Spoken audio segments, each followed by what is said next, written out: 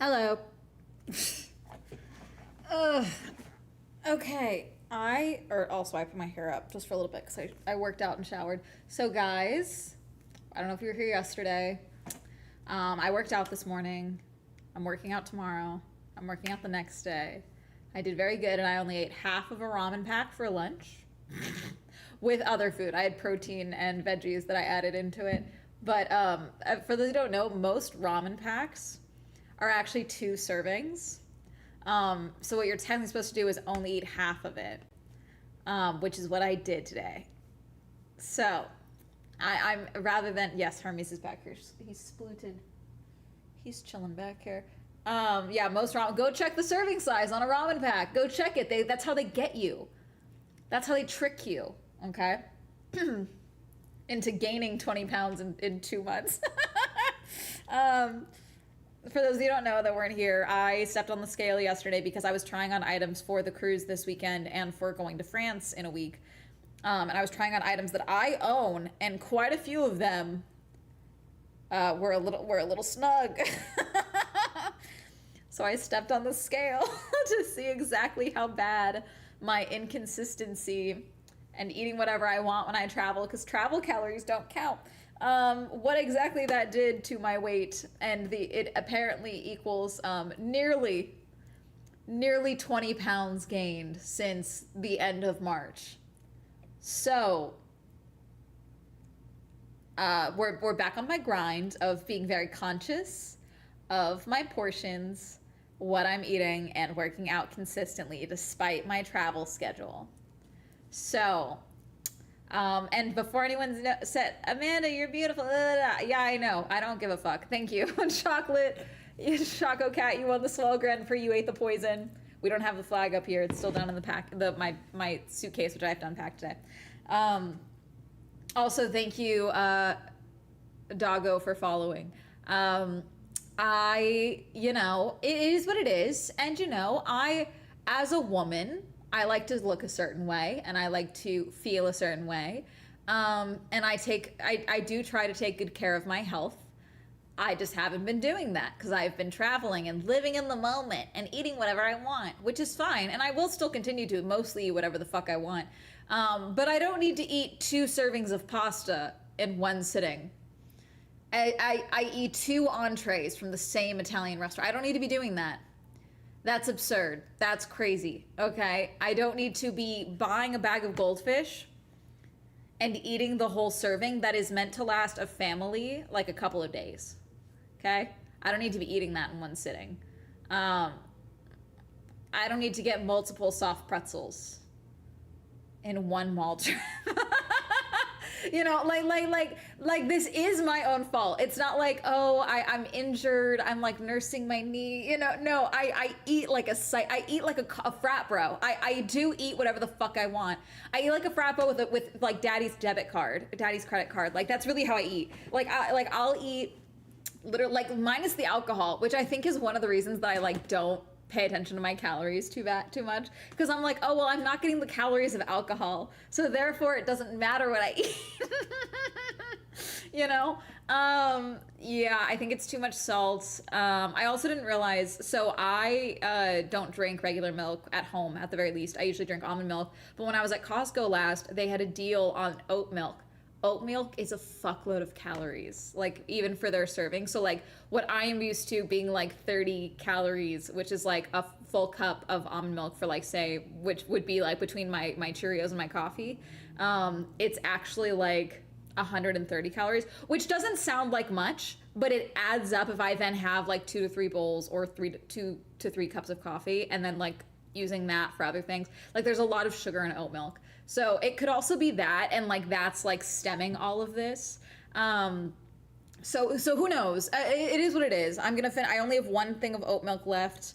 I've got I'm just gonna keep it up. I'm going on the cruise this weekend, so that means cruise buffet food, so I'm gonna have to be on top of it.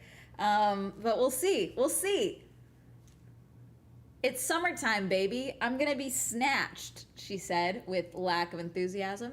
10 kilograms, around 22 pounds, over 6 weeks from starting antidepressant right before Christmas. Yep, that'll do it. But it's delicious carbs though, warm, delicious carbs. I know.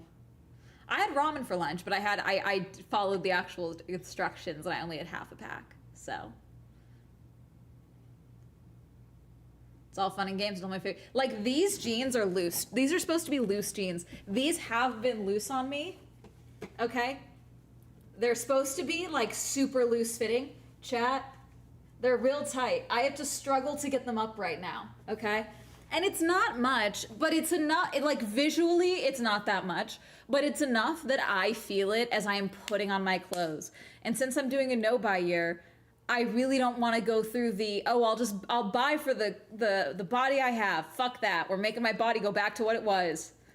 Get fucked. I don't have the money to gain weight right now. Okay? I don't have the expendable income for that right now. Focus on my face. It always wants to focus on the name tags. Fuck. Oh my god. Come on. Focus on my face. Thank you. Hey chat, you're busy at work today, so I might be in and out. You're totally good. I went live early. That part. Stuffed chicken nuggets and sausages. I'm having a worry girl winter here in the southern hemisphere. Oh. Did you say cruise? Yes, I know. It's not the rat emoji. My plan is to be masking the entire time I'm on the cruise. I'm very curious how it's gonna go. I can't tell you too much about it because it is a little clandestine shenanigans. Because I didn't lie about who I am. The thing is that the people that are running the cruise may not know who I am based off my name. But when I see them, when I get there, they might know who I am. So we'll see how this works. But we're going to be hush-hush until I'm on site. So you guys will know by the weekend. That also means that I will be on a boat during the Barcelona GP, which means I will probably not be able to go live because I'll be on cruise Wi-Fi. Okay.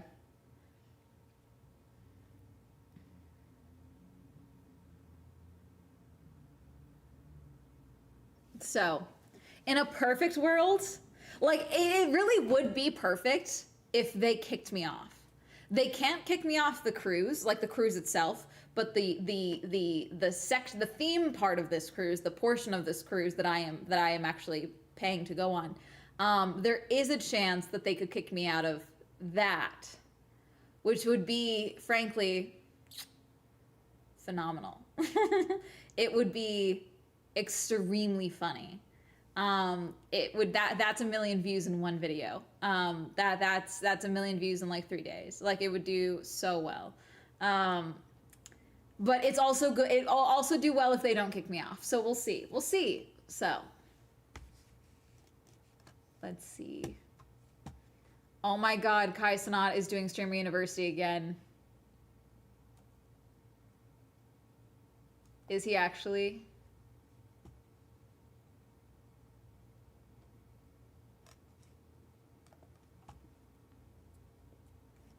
Oh my God. No, I'm not going. I'm not applying for Streamer University.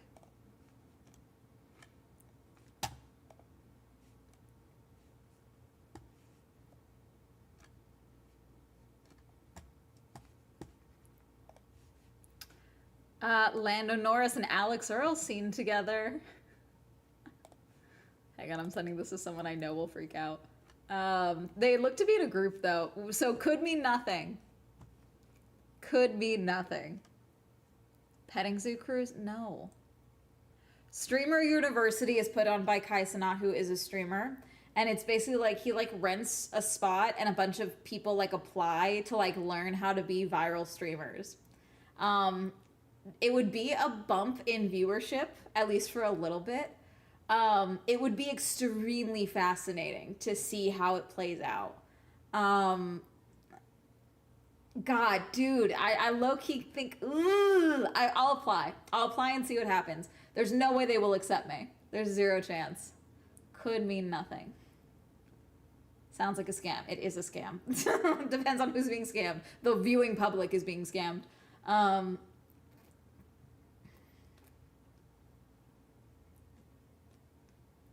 I kind of like that I have like this audience though, that's like a slow grow. You know what I'm saying? Like I think that if I was put in that pocket of Streamer University, I think I would get a lot of weirdos in the audience very, very quickly. And I don't think I would want that. You know what I'm saying? Yeah, Kai Sanada is doing Streamer University again.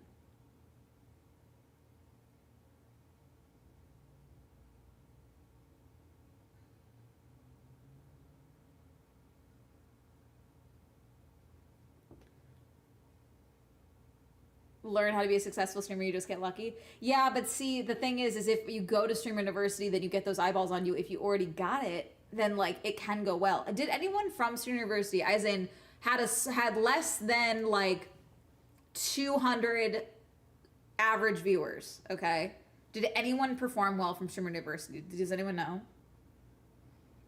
Because most of the drama that I heard about was from the people that were teaching classes, like either their boyfriends breaking up with them, getting in trouble because they snuck people into a club, not actually doing any streaming content, you know, just fucking around.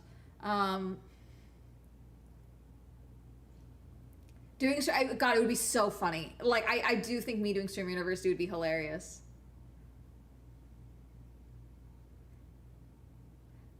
You guys, again, they did this like last year. The professors are streamers, are successful people, like successful streamers. It's the blind leading the blind. The problem is that one of the blind has a fuckload of viewership and money. Like that's the difference.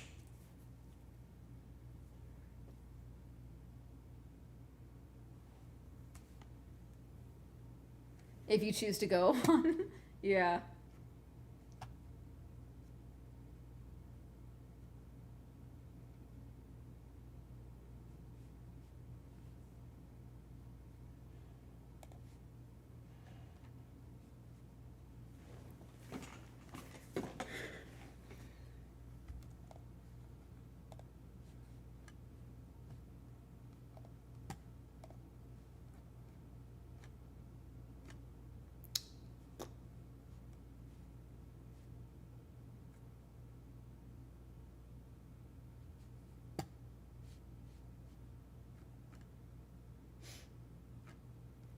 I am loving everyone on Twitter doing art of the back rooms throughout like antiquity.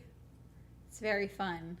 Like people are finally making connections with the not finally I should say because like it within the space they've done it before, making connections with the back rooms and the labyrinth, the Minotaur and everything. But then also like what if a dinosaur found the back rooms? You know, what if a Georgian princess found it. You know, like it's been very fun to see ancient Greece and like what would that look like with the Colosseums and the columns and everything. Like I like it's very fun. I like it. Some people are doing like cave drawings, styles of the back, like to depict the back rooms. It's very fun. Is that like Vid Summit for streamers? No, it's not a one event. It's like you are there for like I think 2 weeks. Is the whole point.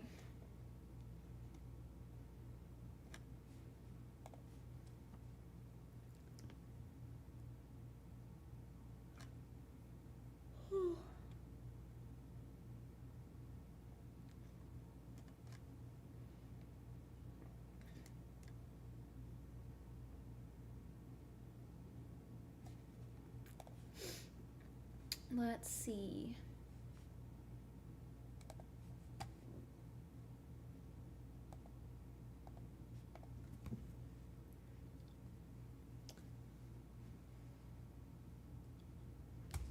I'd watch someone's TED Talk. The fact that like the smell of almonds, an almond smell, being like a part of the back rooms, which is to indicate that there is like it's an implication of cyanide. Like a cyanide for some people, for those who don't know, has an almond smell. Not everyone can determine it. I think it's fairly rare. But it like cyanide smells like bitter almonds for some people. It's actually God. One of the nurses, I believe. God, was it the cyanide Tylenol tablets? I believe. Was that the Tylenol murders? Like could smell the smell of bitter almonds, and that was one of the ways they were able to. God, I might be mixing my poisonings, but that's one of the ways they were able to determine that it was cyanide being used because they just thought it was an overdose originally. Yeah, cyanide wallpaper. No, formaldehyde is different. Formaldehyde is an extremely different smell. Totally different smell than bitter almonds. Um, and so the fact that the smell of cyanide, which smells like bitter almonds, and an almond smell, a bitter almond smell, which is the thing that, like, it doesn't matter if you live, like, the room is going to kill you. The back rooms are going to kill you eventually. And that turned into being bastardized by the lore into almond water is fascinating. Like, when you think about it, the breakdowns, like, an almond water can sustain you is crazy.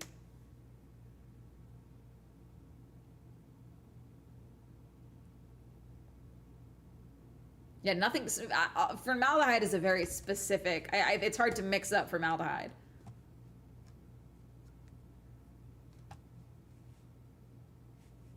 Do, do, do, do, do, do.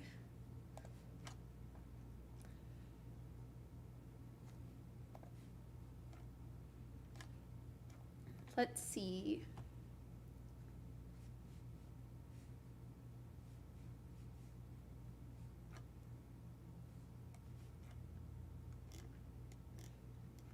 God, I'm really excited to see how the game turns out tonight for the Spurs and Knicks game. Because I've been seeing all the videos of everyone pissed off about, like, the blockades surrounding Madison Square Garden, the bag rules. There's a whole thing. Jordan Woods has a purse that's her own design that she's been bringing to all the games, and they've won while she's worn the purse, and so people think that it's like the superstition of it all. I love superstitions in sports. I love how, like, woo-woo sports people get. It's so fun. But everyone's freaking out because they're like, wait, is she not gonna be allowed to bring the person because the president's gonna be there? And then is that gonna be the double rabbit's foot whammy? Then it's like, okay, but she is engaged to a player, so, like, probably it's family and friends rules, so hopefully she'll be able to bring the person. So that's what some people are freaking out about right now. So it's fascinating. He is going to be allowed to enter the Knicks locker room, so they aren't allowing media access today. I just love that, like, we have to, like, do Make-A-Wish toddler shit for the president of the United States. Like that's really cool that, like, that's what's going on. Like, everyone is having a worse time. Like, this thing that everyone in New York was loving, okay? Everyone was so excited about the Mom Donnie's goodwill for this, like getting rid of bedtimes.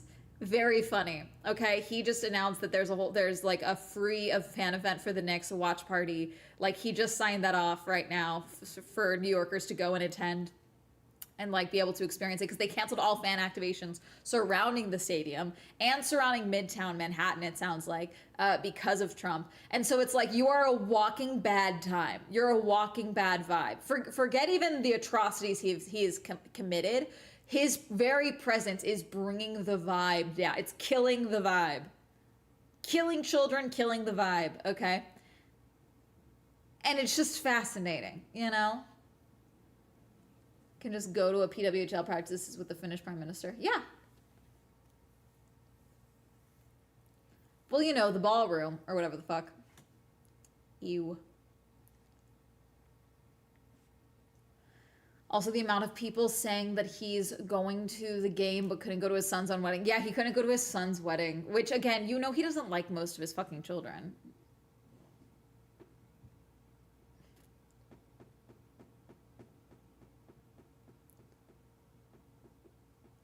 They're pandering him because money. Because the owners of the Knicks probably have some stake in Trump liking them. Who fucking knows?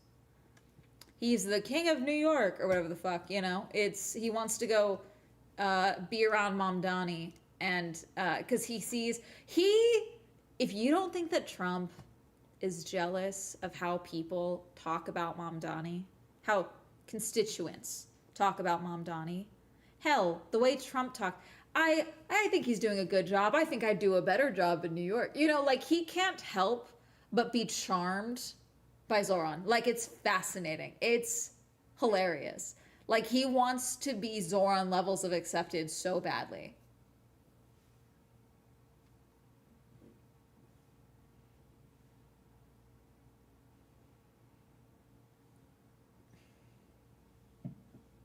Are from China. I mean, could go either way.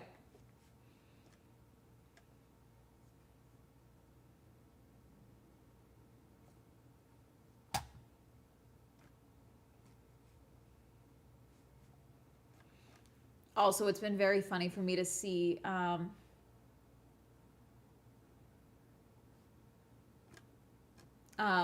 of the videos. God.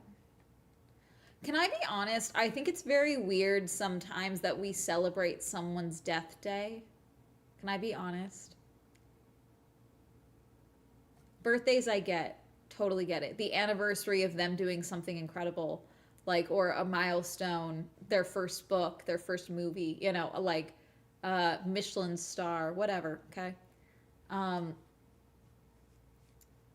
I think it's very weird that we like to, you know, memorialize the death day. Can I be honest? Sorry, I just saw a post like, and I really adore Anthony Bourdain, but he passed away 8 years ago today, and for those who don't know, he completed taking his own life on this day, and this feels poor taste to bring up, you know. Um, I think it would be more, you know, his birthday, his books coming out, the work that he's done. And I mean, if you're on travel Twitter, if you're on food Twitter, anything like that, you see even writer Twitter, God, he's everywhere. You know, his presence is very everywhere. As a solo traveler, he's around all the time, it feels like for me. But yeah, it feels, yeah, unless it's cultural, like I understand, like for some cultures, like that's very, you know, a big deal, but it feels like for pop base to be tweeting this out, it feels weird, you know,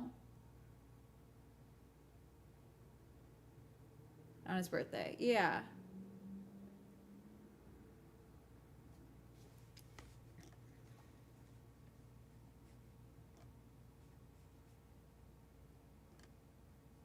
Okay, where the fuck is Nancy Guthrie? Savannah Guthrie's mom that was abducted. Where the fuck is that woman? I know she's passed. We know that. The fact that they've found nothing is psychotic. That's insane.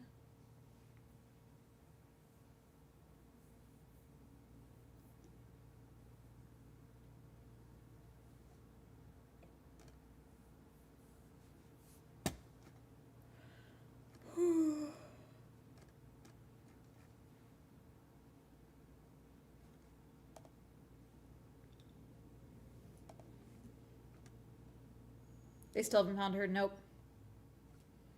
Knowing how they died, like Tony Bourdain, Elvis, Marilyn Monroe, Michael Jackson, or Peter Jennings, it's weird. Why it feels so random. Rest in peace. And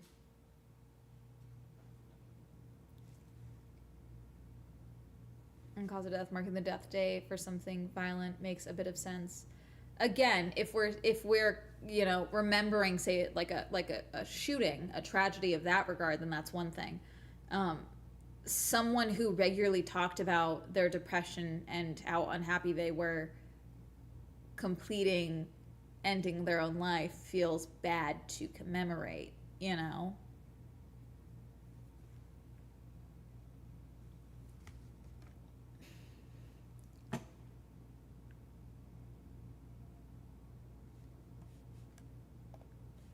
Okay, Yulin Kwong released the camera test for Beach Read with Phoebe and Patrick. And again, I'm not watching this. Like I just straight up am not for Beach Read. I'm straight up not watching it. Okay, there was a 6.1 earthquake near the Gulf of in the Gulf near Cuba. That's not good.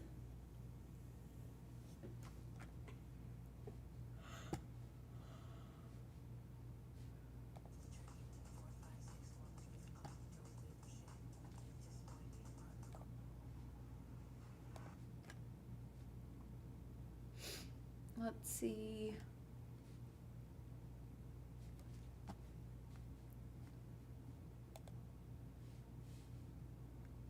So here's what I mean about like the back rooms in different places. Look. So, like a depiction of art. The sun. Someone said the sun has huge boobs, but you can't see it.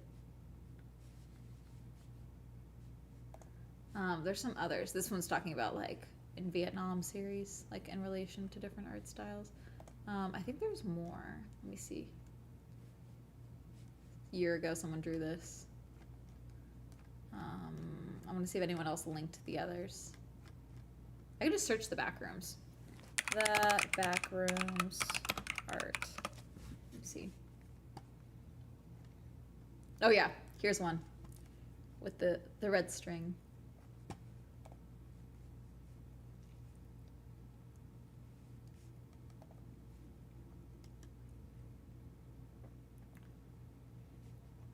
This one's very fun. I like the idea that like, despite your time, the rooms don't change. But like, I also like the idea of them changing. Like, I like the idea of them looking like this for Theseus. And then over time, they morph into this because this works for our generation, or at least like the 90s, you know? This one's very fun. Because again, it's like the rooms themselves not changing despite your time. There's one of the dinosaurs in it. This one's very fun. I like this one a lot.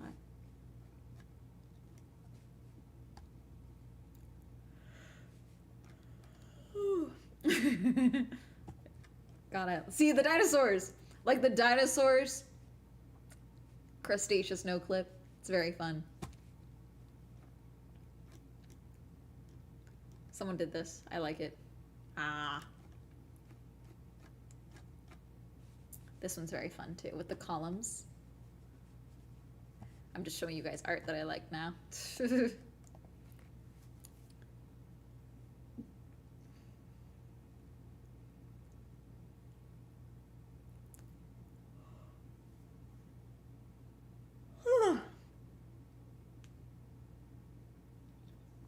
But yes, what else? Okay.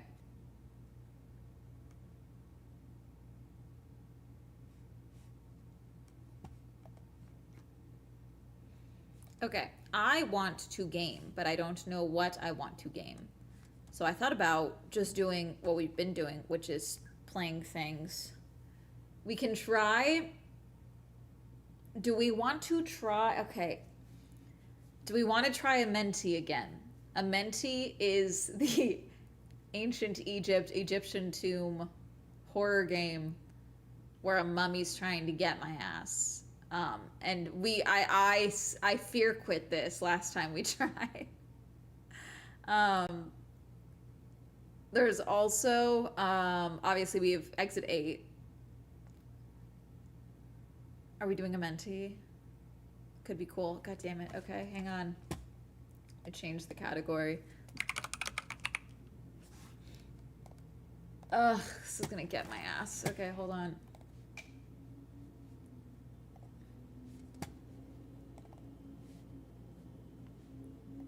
Properties.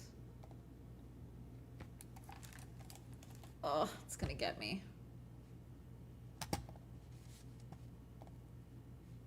Cancel, hang on, properties, Menti,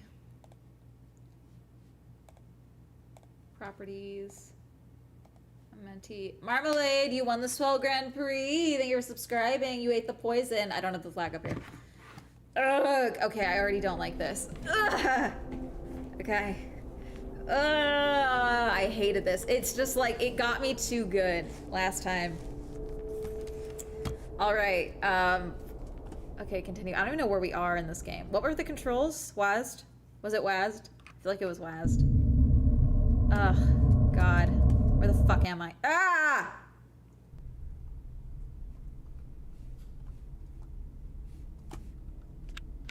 No, fuck.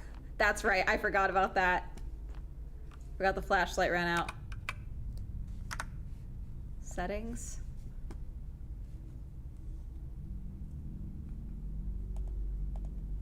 turning the music down. I'm turning this down right now. Okay.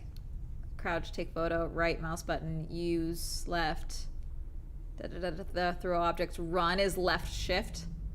Okay. Okay. Okay. Okay. Oh god, I hate this already. Okay. Wait, no, was I doing WASD? I was doing WASD. Wait, then how do I... Left shift?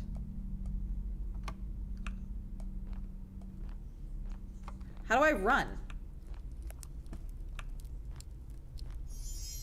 Oh, that's noise. The fuck?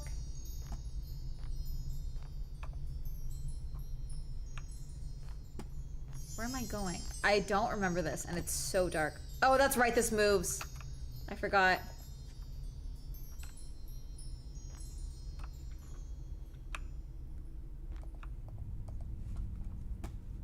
We leave and come back, right? And it's gone. Okay. I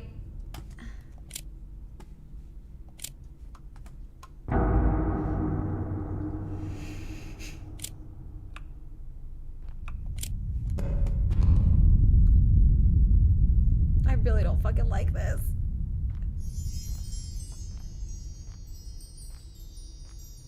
Where am I? Ah, I don't like something came this way.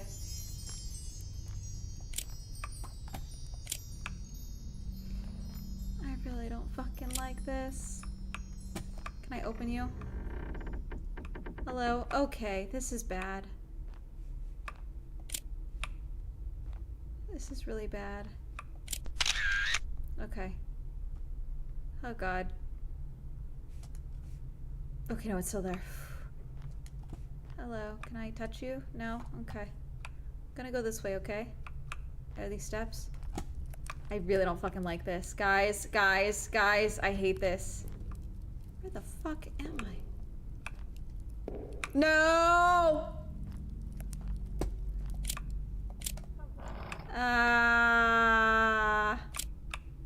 Okay, I'll take you.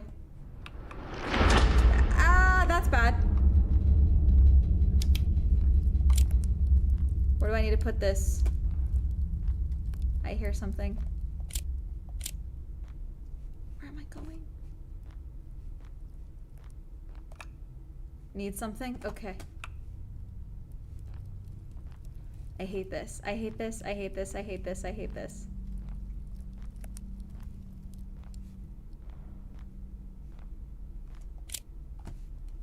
Where do you go? Are you in here?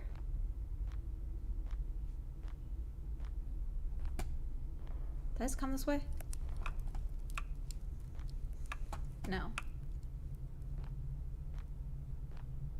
If I see something, guys, I'm gonna freak out.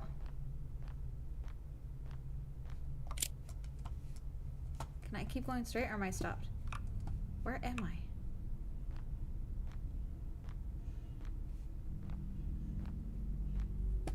Did I not come that way?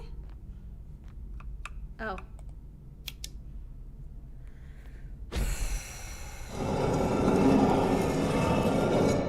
Okay.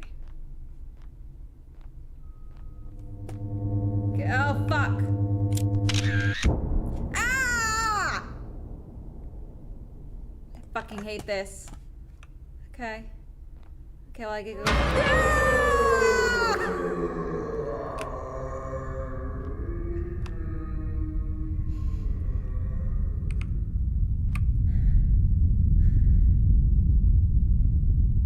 Okay, so I'm assuming that means I can't go that way now, right? That means I probably can't go that way. Is there another way? Please be another way. There's gotta be another way, right? No? Okay. Okay. Can I go? Are you away? No. Okay.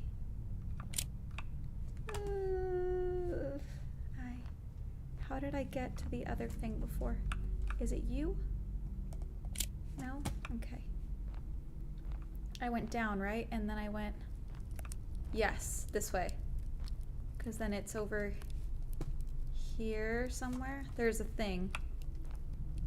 Is it here? Yeah, okay. Okay.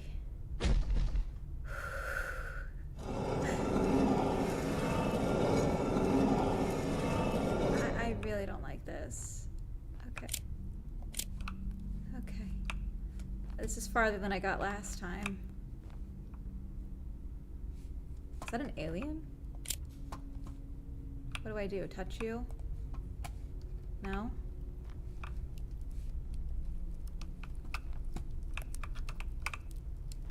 I must have to do something.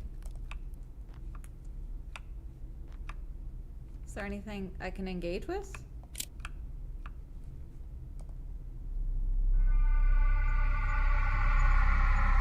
Not the aliens. Henry Caldwell was right. It seems legend of Amenti is true. Okay, well that's not ideal. This is different.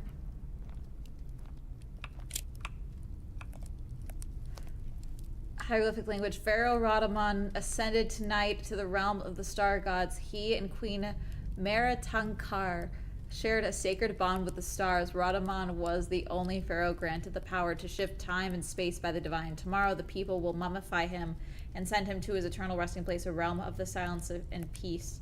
Anyone who dares disturb his slumber will awaken the wrath of his spirit and the star gods, bringing forth... Okay. So I should get the fuck out. Okay, well, that was fucking rude. I don't fucking like that shit. That was fucked up, bro. What was the point of that shit? Huh? What was the fucking point of that? What the fuck was that? Why does everything sound scary?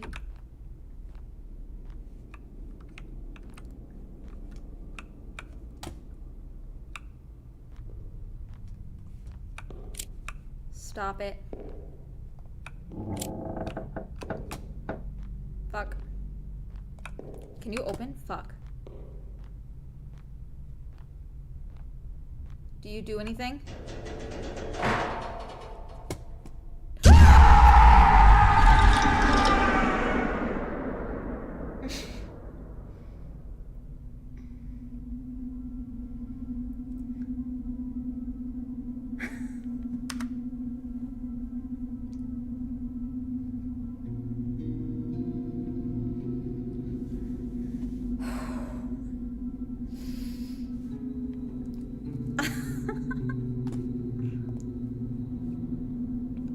Are we in the star plane? This is kind of sick, actually. I kind of fuck with this. Can this be over now? Can we be done?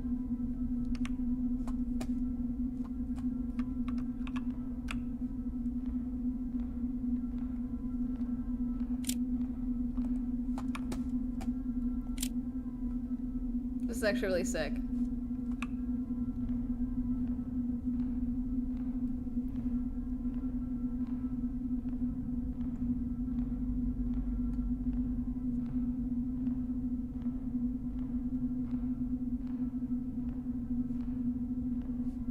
This is very cool. I want to go to here. Minus, you know, the mummy fucking with me. What do I do? Game saved? Yeah, I bet it's saved. Don't put me back in there. Tell me I'm done. Am I done? Am I back in this shit? Or am I dead? I'm fine with dying. I'm fine with being dead. Wait, I'm here again? Okay, well at least there's a flashlight again. Give me the flashlight. Give me... Thank God.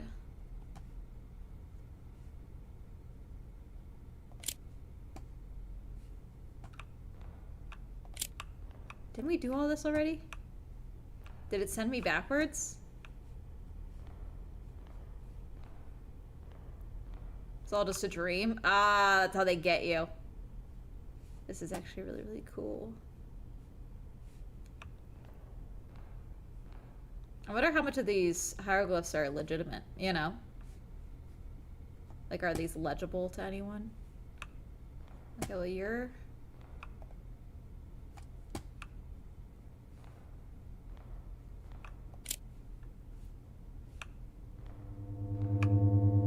Don't do that.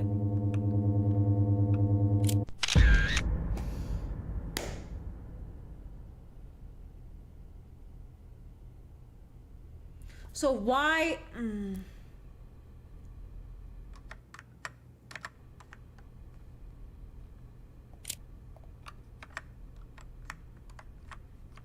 I not go over there? Is that not a thing I can do?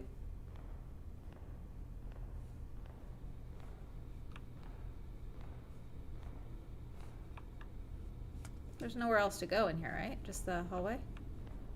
This is where I came from.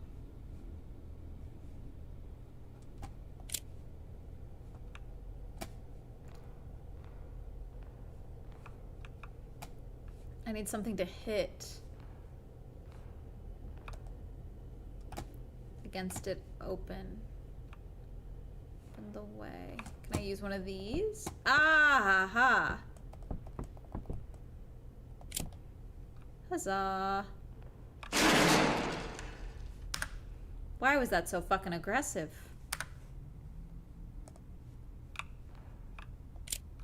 Okay.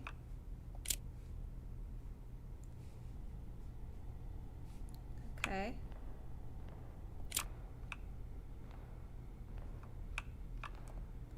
The queen's wails are tearing through my mind, each one more unbearable than the last. She is horrifying. I can't even look at her. The tomb is alive, suffocating me, driving me mad. Every shadow feels like it's watching. Every breath feels like my last. She's getting closer, and I know my death will be slow and agonizing. I regret ever stepping foot in this cursed place. You're still here. Turn back before it's too late. Can I turn around? Can I? Oh, wait. If I turn around, it's gonna get me, huh? One of those things. Are we gonna find his body eventually? Why does it look like these are gonna be falling? These are gonna trigger something later, aren't they?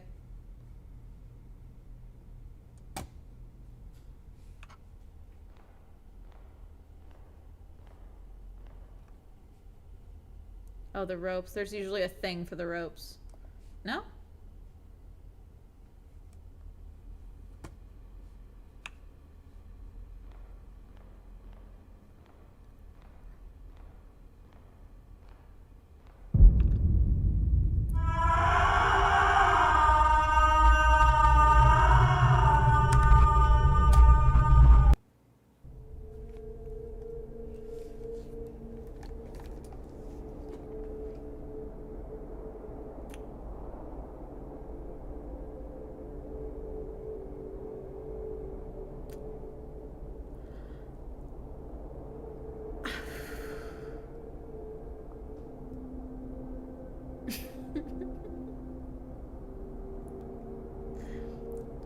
So we're gonna play exit 8.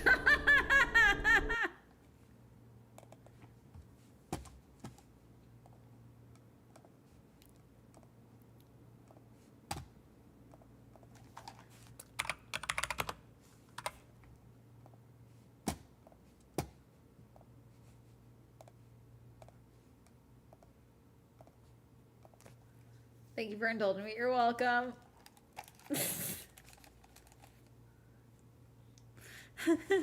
Torgana. I was like, absolutely not. Yeah. Let's see. So are we on 1? I believe so, yeah. No smoking. That looks right. So this is an anomaly game. We are looking for things that are off. You look fine. I think everything's fine this level because I think it's the first level. Yeah, okay. So now this is the second one. I know, I didn't get the chance to see. I don't think they showed it at any theaters near me. Exit 8. The doors look right. Okay. The doors look right, she said lyingly. I don't like that I can still hear it. I don't like that I can still hear that. I don't like that at all. No smoking. Teeth look normal. Teeth look normal. Doors look normal. Sign, normal. You look normal. Don't run up on me again. I really fucking hated that last time. Concourse. Nothing on the ceiling. Eyes aren't following me, right? Nope. Lights. Is the camera moving? No, we're good. Huzzah.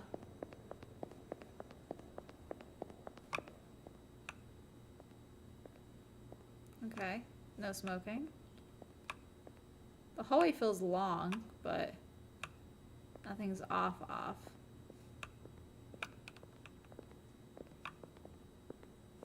You look normal. Are the eyes following me? I think it's fine. Okay, it was.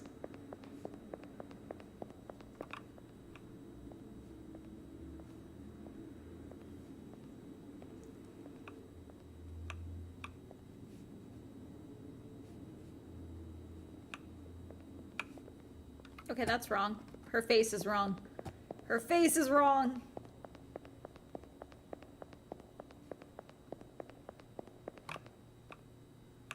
Lights are right. Tiles are right. Everything looks right.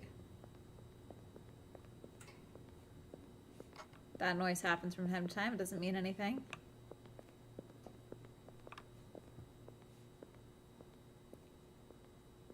I think it's fine. Yeah. No, I missed something. Did they move and I missed it? That must have been it.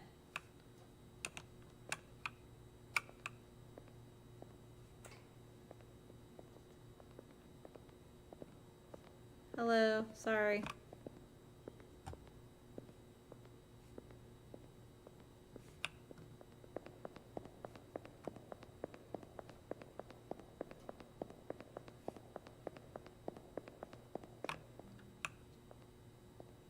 Let's see.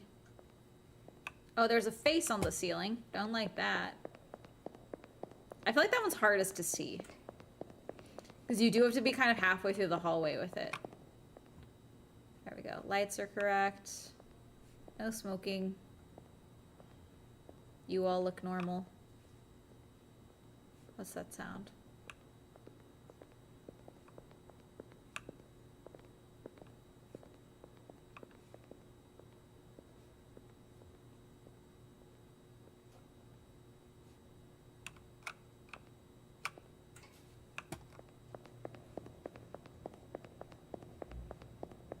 Damn it, I missed something.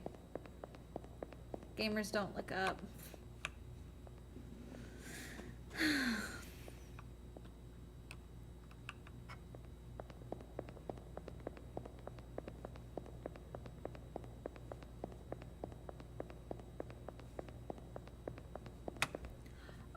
That scared the shit out of me.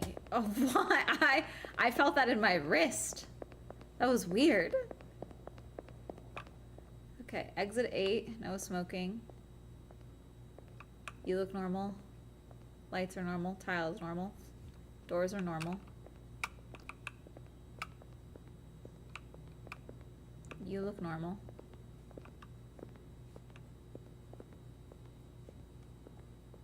Concourse. No light. You're not moving. Eyeballs. Nope.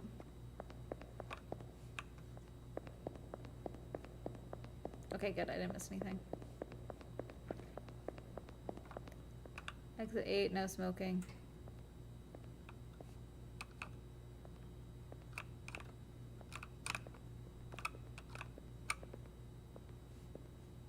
Nothing on the doors, the windows. Concourse looks fine. You look fine. Ugh. Is there really nothing?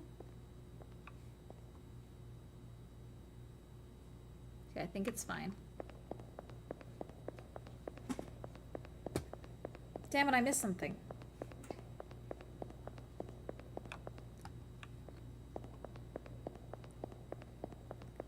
Excuse me.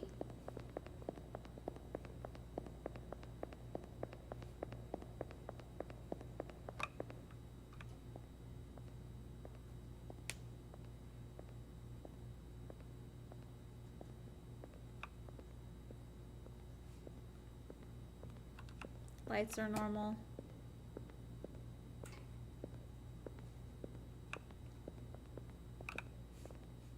You're not looking at me. Nothing's on the ceiling.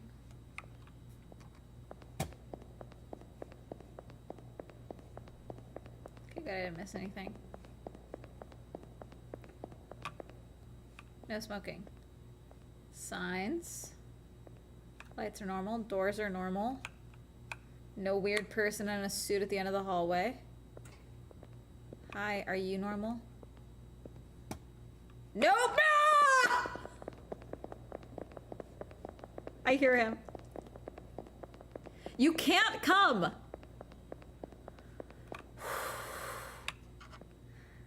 I hate when he does that. I hate that shit. No smoking. Lights are normal. Floor is normal. Yay. Doors are normal. Concourse, you look normal. Ugh. It stressed me out. Are you moving? Nope.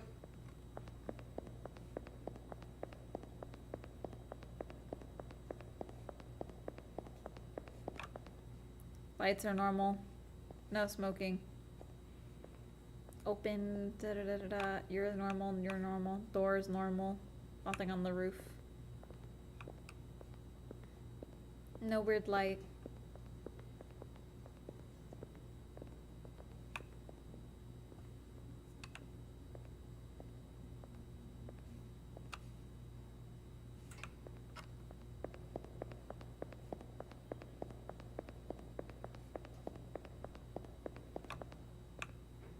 No smoking. Looks normal.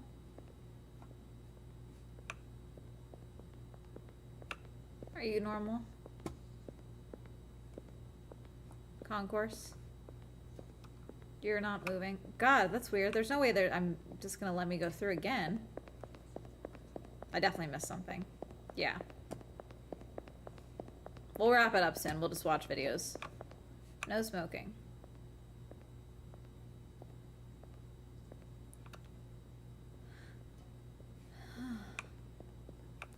What is on your face? Okay, well that's not right. I don't like that. I don't know what that was. That's a no-no. That was probably just a glitch, but I don't like it.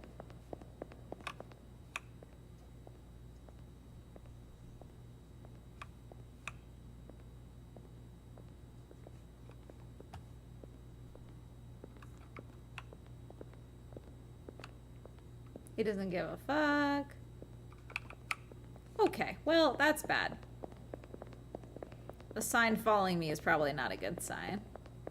But bump. I'm so funny. I'm hilarious. Chat's like, wow. Amanda's so funny. No smoking.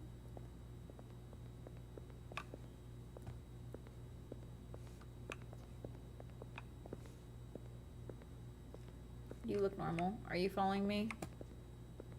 No. No weird light.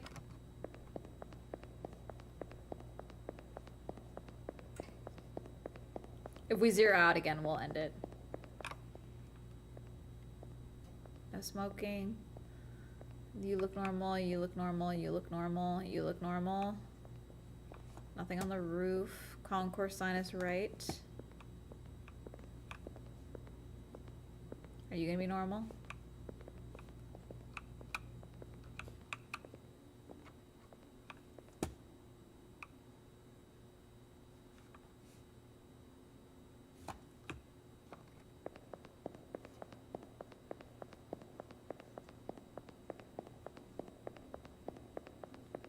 It's sort of weird when you get to the end and there's like nothing wrong. It's like, haha, we got you. But you're convinced that something is wrong. Because like, oh, I'm so far in, there's gotta be something I'm missing. Ha ha ha ha.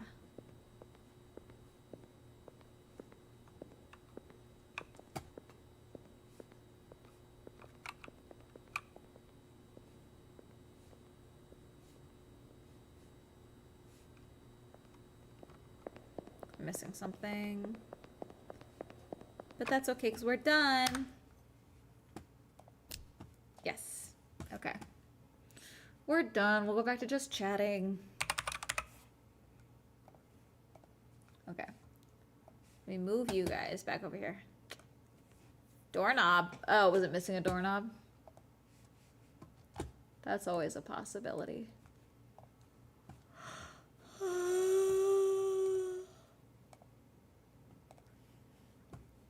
Okay.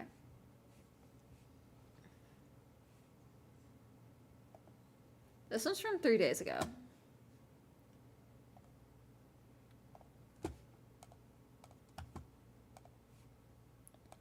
Forest encounters that became very strange.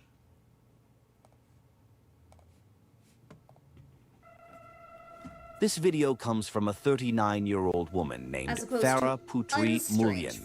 She was enjoying a swim at Dialuma Falls and capturing the experience on her GoPro camera for a travel vlog. Everything seemed perfect. It felt so calm, and the place looked like one where nothing could ever happen, deep in the forest on a beautiful day. But that was far from the truth, because in the next moments, something happened that shows you that no matter where you are, something can always go wrong. While she was recording, she started hearing random yelling in the background. When she turned around, she saw this.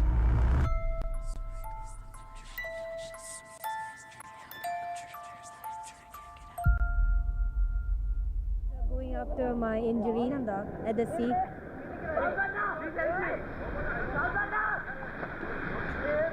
Why? Something sounds wrong. What happened? Was she sucked under? Did someone come at her? No, they're swimming. They're trying to help each other, right? It sounds like the water. Did they come over? Did he go down? No, he was pulling me down. Oh God. Thank you. Sorry, What just happened? Oh God. Yes, I'm good. It's just that he was pulling me down. Oh, he A pulled group her of under. friends were in the water, but it seemed that they did not know how to swim. One of them ventured too far, thinking the water would have the same depth. Well, it didn't. He stepped into deep water and started struggling to stay up. For a few moments, his friends thought that he knew what he was doing, but after seeing that he wasn't getting out, they started panicking.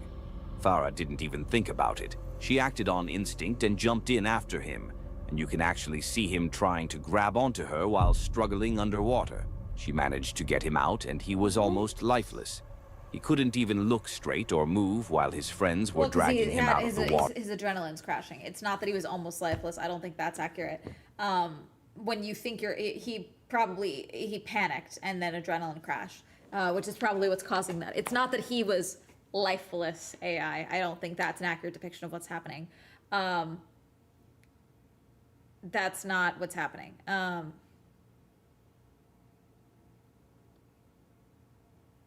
Why would it be about the earthquake if it's from 3 days ago when the earthquake was yesterday? I don't even understand how he went down, because where she's standing, it looks like she's in... I thought they were coming over. The water sound, it almost sounded like a wave was coming. It was very weird. Water, thanking the woman for saving their friend. This is a reminder. Never go swimming without someone who knows how to swim. If Farah hadn't been there, he likely would have drowned right then and there, while his friends were too afraid of drowning themselves. Farah now wants to use her terrifying experience to push for change, urging authorities to implement safety measures at natural attractions in a bid to avoid similar incidents in the future, saying, "I don't want this to just be another heroic story where people applaud me and that's the end of it. Now everything ended up okay with everyone still being alive, but we really need to appreciate Farah for her quick reaction, and we should all take example from her." I've been sucked out into riptides a handful of times. God, he went down fast. Adam from the channel Did World he wander Proven in or did is he a guy step who loves down? exploring. It almost, from what it looks like and where he dropped, because she went down to grab him, it was what it looks like. and that he was pulling down because that when you're panicking, you're not thinking straight. It's very dangerous to if you're not trained in rescue. It sounds harsh, but unless you have something to grab onto someone with, you got to be if you're not a strong enough swimmer to be able to physically overpower someone, it's very dangerous to try and jump in and rescue someone in water because they're not thinking clearly. They will drown you as well, regardless of how strong of a swimmer you are. It doesn't matter. They are panicking. They don't know. They just know they're not breathing, and so the overwhelming panic measures kick in. So she went down to grab him. God, did he jump in? It doesn't look like he stepped off. It looks like he jumped in and didn't realize, or like jumped down thinking that he was gonna like land where they were, but instead it was a cavern. Exploring the world, he goes to some of the most insane locations, trying to understand their history and showcase it on YouTube. Whether he's exploring abandoned buildings, hiking through forests, or camping in remote places, he's always having a great time while also trying to stay safe. Well, in this particular video, he might have encountered something truly terrifying when he decided to go camping in the Aokigahara forest, widely known as Japan's suicide forest. You guys know that I've covered many videos from this forest where things took a disturbing or scary turn. And that's exactly what happened in this video, too. I took the blue line from my Shinjuku bus. They really drop you in the middle of nowhere.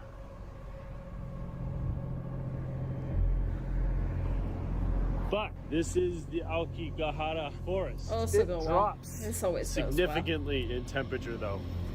As soon as you get to Aokigahara, that always goes it well. is like significantly colder than in Tokyo.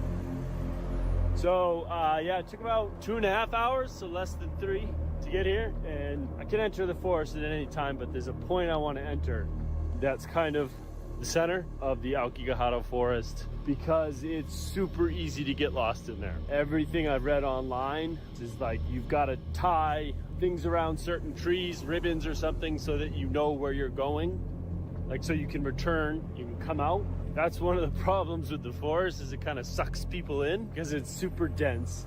Its bedding is volcanic rock that kind of messes with your devices. It shouldn't if I'm holding it though. Apparently my compass still works, but I don't want to get lost. It's a pretty big area. He hiked for a while, and eventually he couldn't see any trails around him anymore. Why would He you set up camp camp in in the a suicide fairly remote forest? place where These people are he would have been insane. far away from everything. I've walked kilometer west, kilometer north, kilometer east, and a kilometer south. Nothing. No trails, no nothing. Yeah, you're So I'm at least a kilometer from everything. okay. Well, I'm about Why'd 4 or you- 5 kilometers from the entrance. why'd you do that? I think I'm gonna be here. It's almost 7, so I've been in the forest for about 4 hours now. A few things I've learned. It's very peaceful. It's very quiet. And I don't know if that's the volcanic base or if it's the position of the forest. It's also, I thought it would be beautiful. I love Also, I banned hiking in the Tatsu, by woods. the way, if you I couldn't do find tell. I the got woods, annoyed. calming and They've been beautiful. pushing my There's buttons something for a eerie minute. about Aokigahara. After setting up camp, he wanted to explore the forest for a while, and he stumbled upon something pretty weird, and given the place where he actually was, it quickly became disturbing. Giving Tom Cruise What do we low-key. got? Oh, yeah, the goodwill ran out. Coming into chat with the message, know no what girls that getting is. killed. What is this new drama? Fucking psychotic, so. Hair styling gel.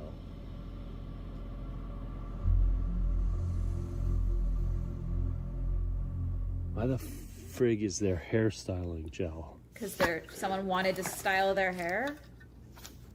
Someone packed? What the hell is this doing? A bra. Someone's bra. Yeah, dude, you found it. Okay, I don't like It's a bra. I don't like the willfully obtuse shit. You know why this stuff is out there.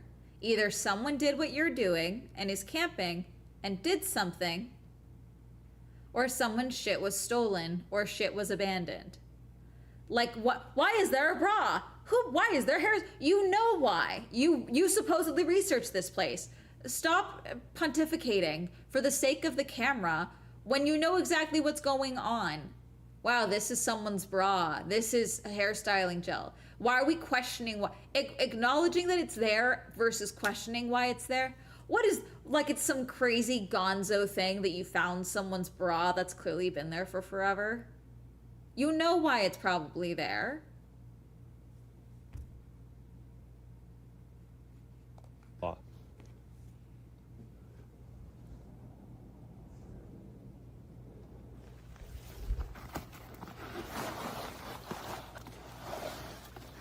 Is that a jacket?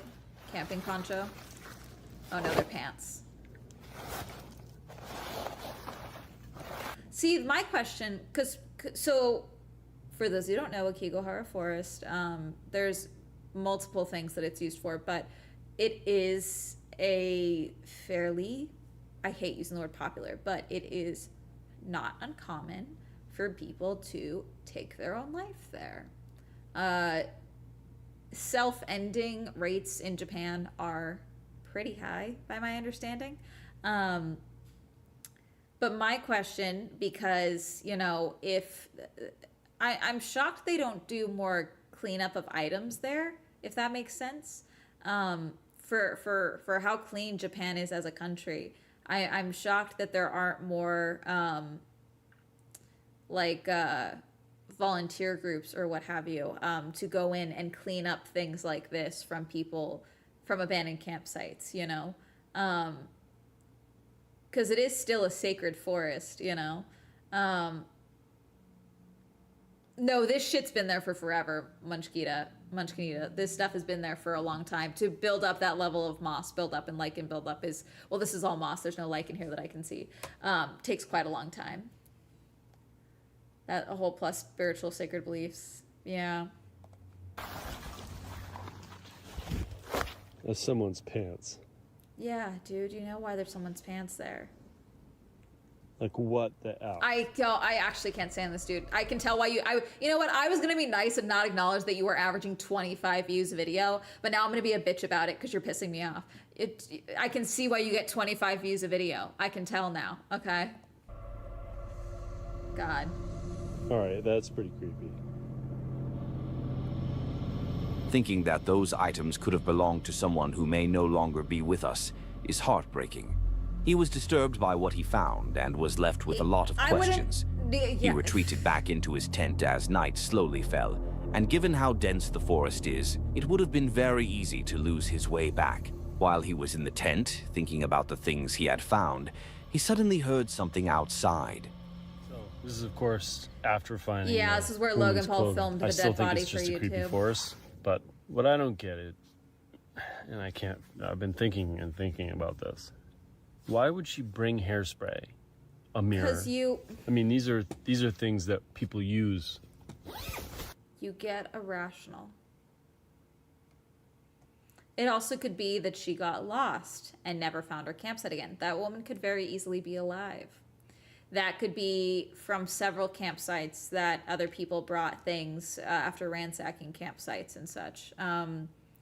It could be that she didn't plan it and just left work one day with her bag, bought a tent, and went to go try and talk herself out of it, and did it anyway. A lot of people, my understanding, that do complete out in Akigahara Forest is they don't camp there. The camp is not part of it. They choose there because they think it's a beautiful place. And it's away from their lives and it's scenic, and so sometimes they're hoping they won't be found because of shame and other things. So it's not actually, I don't think it's super common to find the person whose body they found campsite. Usually they just have their items with them. So that could just be some random person's campsite that they got lost and away from, you know. You're so right. She also could wanted to look her best. Women have different mentalities for things. The same way it's more common for, I'm not going to go into detail about that. Never mind. I'm choosing my words carefully. I don't want to influence anyone. You could want to look your best, last moment of dignity. There is a level of self-soothing with women's grooming habits as well. You know, it's one of the reasons that when you are depressed, one of the things they encourage is taking care of yourself, like trying to, I don't want to shower, but forcing yourself to shower, things like that. And so it could be that it was a coping mechanism, and then, you know, who knows? I am of the belief, I don't think the person whose items that he found has passed away. I think it could be a totally different set of circuits. It could be, sure. But those items have been there for a very long time. I also have learned, unfortunately, a lot of foreigners will travel. I'm not even just saying just specifically for Japan, but in general.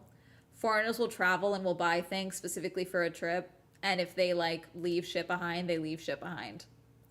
Tents, clothes, shoes, grooming materials, you know, because I'll just buy more. I don't want to go back. I kind of want to leave.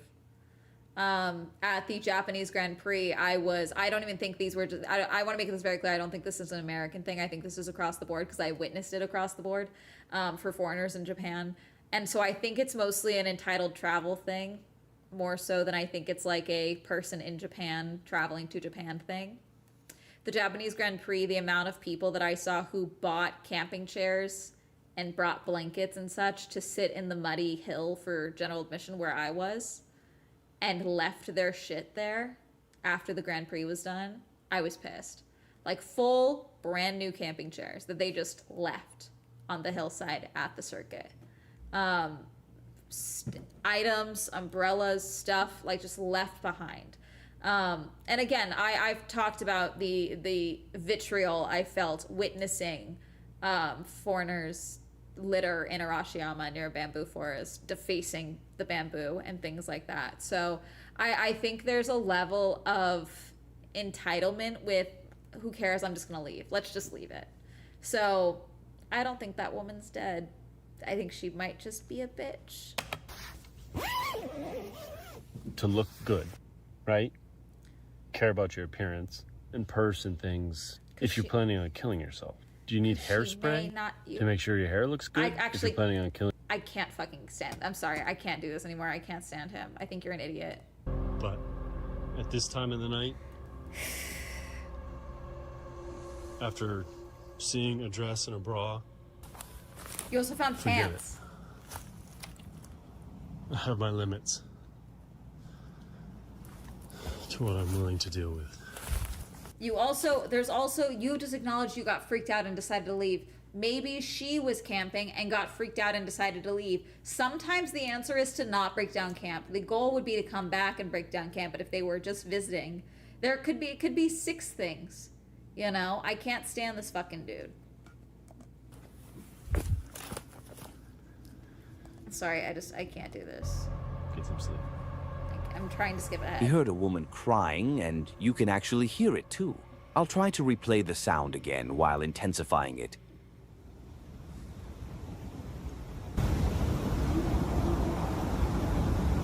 What is that? That's an animal. Now, if you're using headphones, it might be easier to hear it. That's an Look, animal.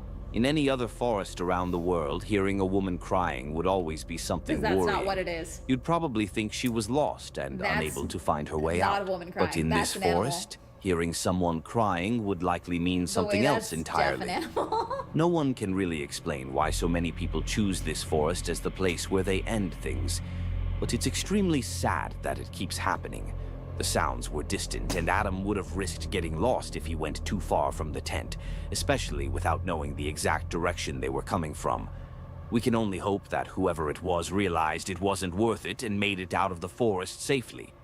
This forest is also widely known in stories for being associated with spirits, ghosts, and other paranormal things. That's and many Japan, people though. would say that's what Adam heard that night. And honestly, No, what I'd Adam like to heard was an believe that animal. too, because the truth Listen, might I'm be a much woo-woo harder person. to That's accept. an animal. Look, That was guys, deaf an animal. this gives me a chance to talk to you for a moment. If you're going through something, I'm so please sorry. talk to I can't hear this from the AI voice. I'm so sorry. Carwis is a horse girl, and she dedicates her page to posting videos of her horse rides in different parts of her town. Her videos are usually very heartwarming. Her relationship with her animals really gives people that feeling of, I want something like that in my life, almost like being a Disney princess.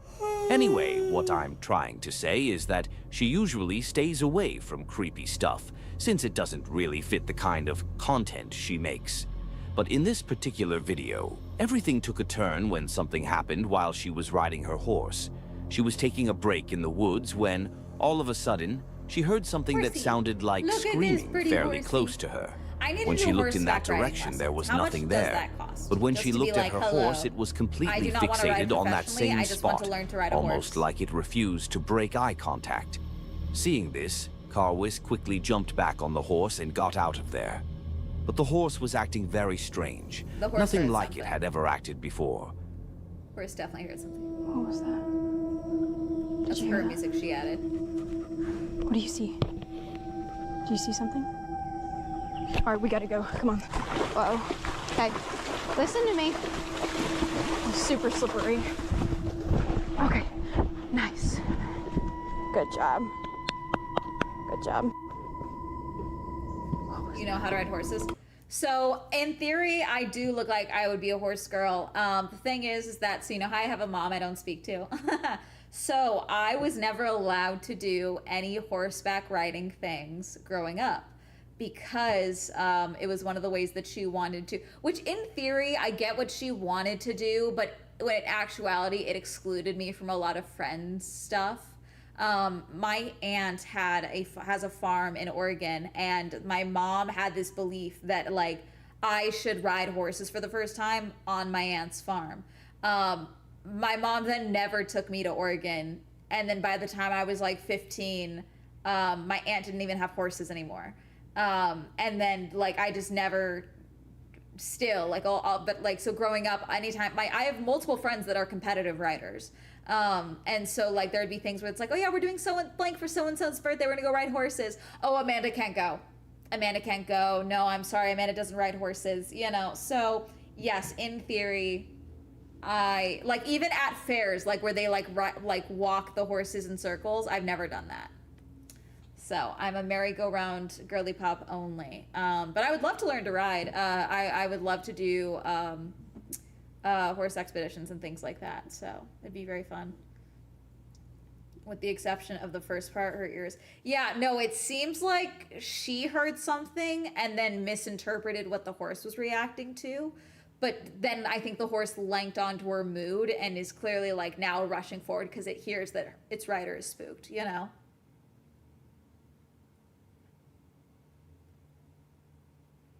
Yeah, I think the horse was not very spooked. I think she heard something and got freaked out, which if you hear that, it's getting dark, it looks like. Ugh, I think you try, and then the horse's ears moved or the horse didn't break eye contact and that stressed her out. If the horse jerked its head, then I would almost be like, the horse is probably freaked out for many, many years ago. Swell tries horse riding so you don't have to. Yep. I would ride the horse when it's skittish or scared. I'd just walk it by the right. Well, see, if you think you can if someone is following you, you'd rather be on a horse, I feel. Super pedestrian and super driver. Is there a dog with them as well? Okay, the horse definitely is. Yeah, you heard that too? Do you see it? It sounded like somebody screaming. Okay, let's go. Where's the dog? Her horse kept looking in that direction, and although she didn't see anyone there, she heard screaming again while the horse continued staring. She quickly tried to make her way out of the forest, but when she looked back, her dog, Pero, was nowhere to be seen. Oh, that was right! Where's Pero? Okay. Where's Pero? Pero? Oh no. Pero! Come here, boy, where'd you go? Oh no. Pero! Oh no. After shouting for Pero for a while and waiting, he eventually came back, but something felt off. She continued making her way home, but her horse kept acting weird, its ears perked up as if it was listening to something, or as if it felt like they were being followed. Kazak's dog been named acting Dog. weird and keeping his ears really perked up and forward this whole ride, so I wonder if The he's AI been voice listening didn't to hear the something screaming, that I she haven't heard been able to screaming. hear. But there's no telling. We're just trying to get home at this point. After spending more time riding, the horse began. Her heart's not in the fear, can I be honest? I think this is a little bit bullshit. I think maybe I think she's trying to convince herself that something is continuing to happen past that initial fear. This can happen from time to time. It's actually very common in young women, I found. Again, I'm not a professional, this is just my own experience. But like trying to find further proof that you're not crazy or further proof that you have a right to be scared, okay? Like for example, she probably heard something at first. Her horse reacted. She was freaked out enough to be like, we need to leave. And then maybe she heard something and she's now being like, you heard that too, to her horse. So she's filming. So I think she's trying to further convince herself that things keep happening and that her horse is also freaked out because she feels silly that she relocated already. But you can kind of hear that she's like, I don't think she fully believes that she heard screaming or anything like that. I think she was freaked out, decided to relocate, and now she's like, doesn't want to be like, God, I'm being ridiculous, you know? So it's like kind of trying to convince herself that something else is happening so that her initial fear response is justified. And it happens from time to time. So, but you know what? That initial fear response is extremely valid. DeCreeper, you won the Swell Grand Prix. Thank you for subscribing. 4M4, thank you for following, by the way. That was an hour ago. I don't know. I think I shouted you out. I don't know if I did it or not. But, you know, that initial fear response is extremely valid. If you are scared, you are scared, you know. So definitely react to that. But it doesn't even sound like her heart's fully in it. And I think Wilderness doesn't know any better. So Wilderness is just like, the horse is freaked out. The Wilderness has never seen a horse in their life, it sounds like. This is an exercise in anxiety, yeah. But even then, it's like, from her tone of voice, it doesn't even sound like she's having like an anxiety response. I think she's freaked out. She's realizing how far she is. I think it's like more she's freaked out by the circumstances than she's freaked out by, say, an actual noise. She got freaked out when her dog disappeared. But she clearly kept going because the dog did show up. So, I don't know. There's And to relax, different things happening and here. they eventually felt like whatever was following them had finally stopped. Well, whatever it was, I think we got away from it finally. Yeah, I don't think it was anything. I think she just got freaked out and then was like, haven't been felt the hearing need any to weird voices anymore. convince herself. I think there's also this concept as well. You want to not be silly or feel silly. Because so often a lot of fears from women are dismissed as silly. You're overreacting. You're being ridiculous. That initial fear response, whatever it was that made her decide to remount and leave, is valid. Okay. And so now she's trying to be like, oh, whatever was following us, if someone was following us, whatever. Probably no one was following you. You freaked out, you panicked, and you decided to leave, which was the right decision. If you feel uncomfortable and you feel like you're uncomfortable, you should leave a situation. But I don't think anything has continued to happen. Horse is not freaking out. Your dog went to go wander, clearly didn't feel the need to stay close to you. You know, like I think I think she's doing this more for herself, more so than trying to be like, something was following us, you know? Although the screams cannot be very clearly heard in the video, I'll just say it directly. It was most probably a mountain lion or something similar, to be honest. Why do I say that? Because horses and animals react much more strongly to those kinds of predators. The horse didn't react like that, though. So, Whispers, you have no idea what the fuck you're talking about. This horse is very chilled out right now, for the most part. The horse clearly locked in on its rider because the rider freaked out. This horse is not the one freaking out. Than to humans. You even see it in how she grabs her horse. She stumbles forward to grab the bridle. Or not the grip, yes? Bridle is what goes on the horse, correct? I could be wrong. But you can see she's frantic in that moment. Something freaked her out, which is why her horse locked onto her, okay? But this horse is not itself freaking out, you know? Sense when a predator is nearby, And given Even this interaction, she's like, "Oh, it's okay, it's okay." But like the horse is clearly struggling because this is a fairly steep incline. It's not that the horse is panicking trying to get out of this ravine. the screaming they heard multiple times, we already know that mountain lions can produce sounds that resemble a woman screaming. Do we whispers? Now, if it really was a mountain lion, that's extremely scary. It makes me think it may have followed them for a while, sizing them up and analyzing its prey, until eventually realizing it wasn't worth the risk since it was outnumbered. Look, I really hope it wasn't a person in need of help out there, but it goes to show how important it is to listen to your animal's instincts. Having a dog with you in the forest is one of the most helpful things you can have, and apparently the same goes for a horse too. Hermes is gonna come with me when I do my maybe sabbatical. He will be a nightmare. I do feel that way. I'm gonna have to get one of the body harnesses for him to keep my hands free. And also he will always have to be on leash because he is a lunatic.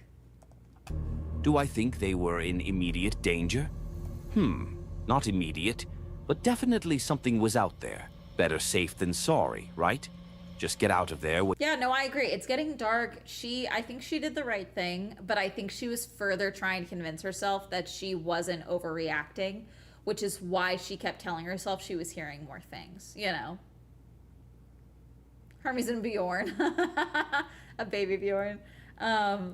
When you have the chance, because you'll never regret leaving, but you might regret staying if something turns out to be wrong. True. This next video is a bit weird because it comes from a page you wouldn't expect to see something like this on. So what happened? It comes from a coffee shop's Instagram page in Bacău, Romania, called Bacău Brown Cafe.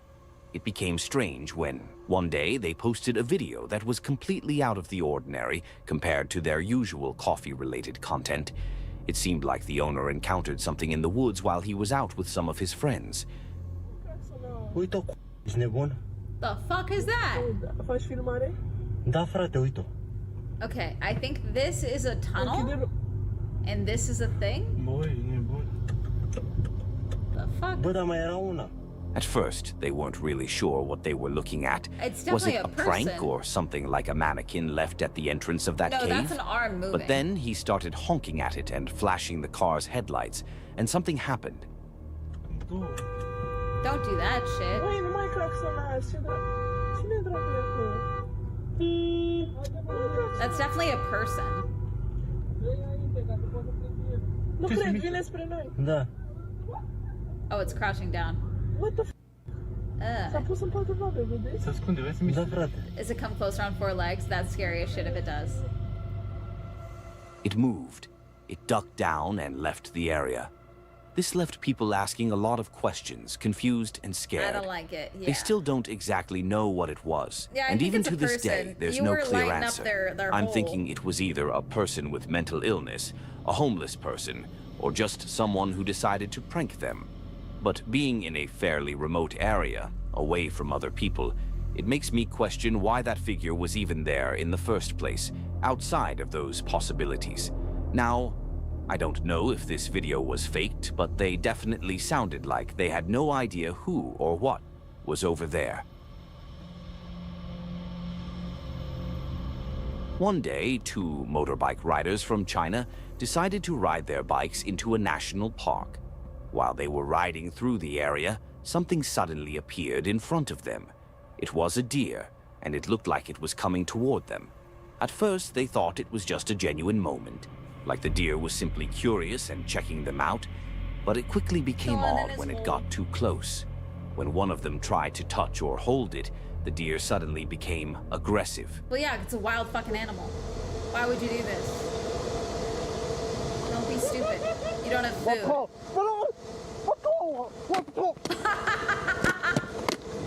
This is... So this chat is what we call play stupid games, win stupid prizes. This is what one might call, in, you know, the ancient proverb, as they say, fuck around and find out. Mess with the deer get the hooves, you know?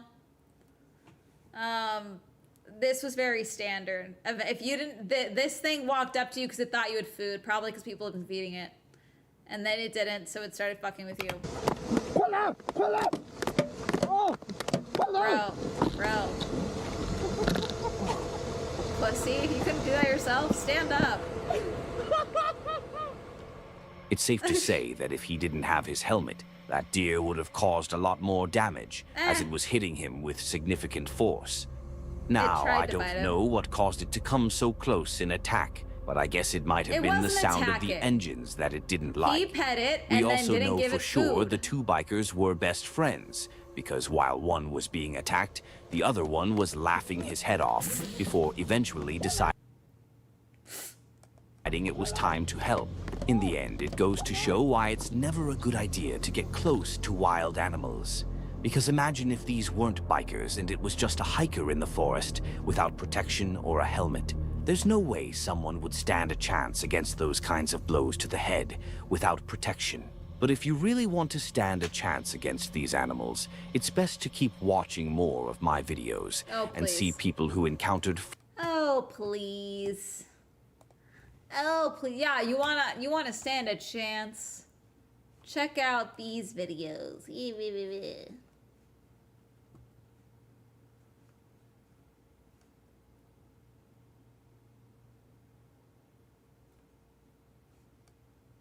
Hello, people. I'm working on the next video right now. I had a very busy day, but everything is going great. Are you guys enjoying the videos? Let me know. I love talking to you guys about this. Anyways, is Wilderness Whispers a woman? I don't know why this seems very feminine in prose to me. Anyone else? The use of emojis?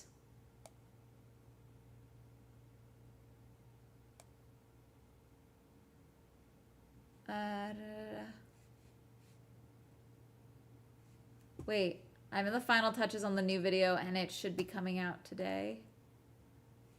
I am posting... it could just be that English is not their first language, which is why it's coming across this way. Because I have found that as well. Okay, I'll let it slide.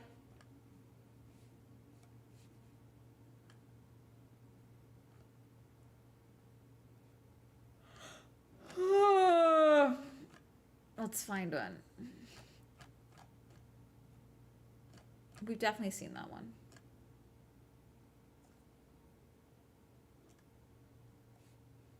Camping encounters.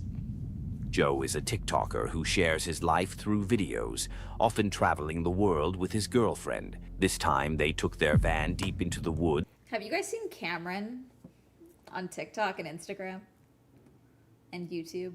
I believe she's doing YouTube right now. I've only been seeing her on Reels. Have you guys seen these videos? Cameron is solo hiking the PCT, which is the Pacific Crest Trail. She is through hiking from Mexico to Canada. And I think she's kind of fucking with people, but it's working. So like, I got it because she's fascinating. She's very girly pop. Like everything is pink. Her bag is pink. Her sleeping bag is pink. Her clothes are pink. Her nails are pink. Her lipstick's pink. And she talks like this. And she doesn't even really know what she's doing, but she's having fun and looking good while she does it. And that's important. And I'm kind of obsessed with her. The way she edits is fascinating. There's a lot of men that are really upset about her because they're like, there's no fucking way she's hiking the PCT. She's lying. There's no way. There's a man following her and he's like, she's sleeping in hotels. She's not actually hiking the PCT. And she's hilarious. And she has had only pans in her bio previously. So I think what she is doing is totally like, I think it's twofold. I think it's fuel for seeking out the LEOF, but also I think it's getting such engagement now. She's like, I gotta keep this going. She's doing it. Like she's doing the hike. She got norovirus, I believe, or Giardia, and had to be evac off of Mount Whitney, out of Mount Whitney. She is now back on the trail, so her videos were hitting my feed. It's like 5 months to do this trip. It's crazy. I'm kind of obsessed with her.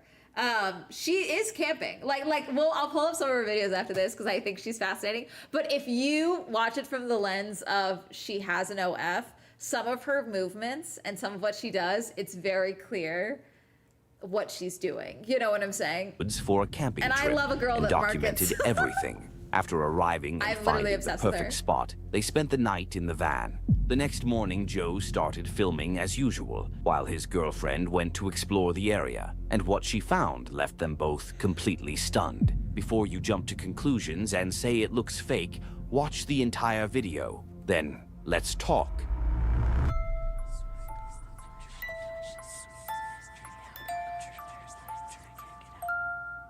Explore. Huh? What? What? What is that? What is that? That was not there last night. Nah, that was shit wasn't there. Shit I would do to people. Can I be honest? I play too much. I do think I would do this to someone. I'm so sorry. If someone was annoying as fuck at the campsite next to me, I think this is the shit I would pull. Cause okay, I'm not threatening to kill you. I'm just giving you a little puzzle.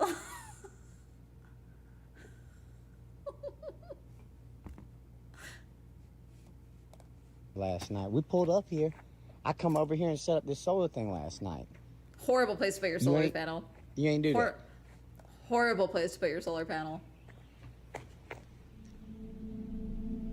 Holy shit. They were hesitant to involve the police. They could have just left and stayed safe, but after thinking it over and realizing it might be a murderer who could harm others in the future, they decided to contact the authorities for help. What would they do with that, realistically? So I kind of have something crazy and weren't sure who to call. So we were camping off of the forest road right next to Douglas Fir last night.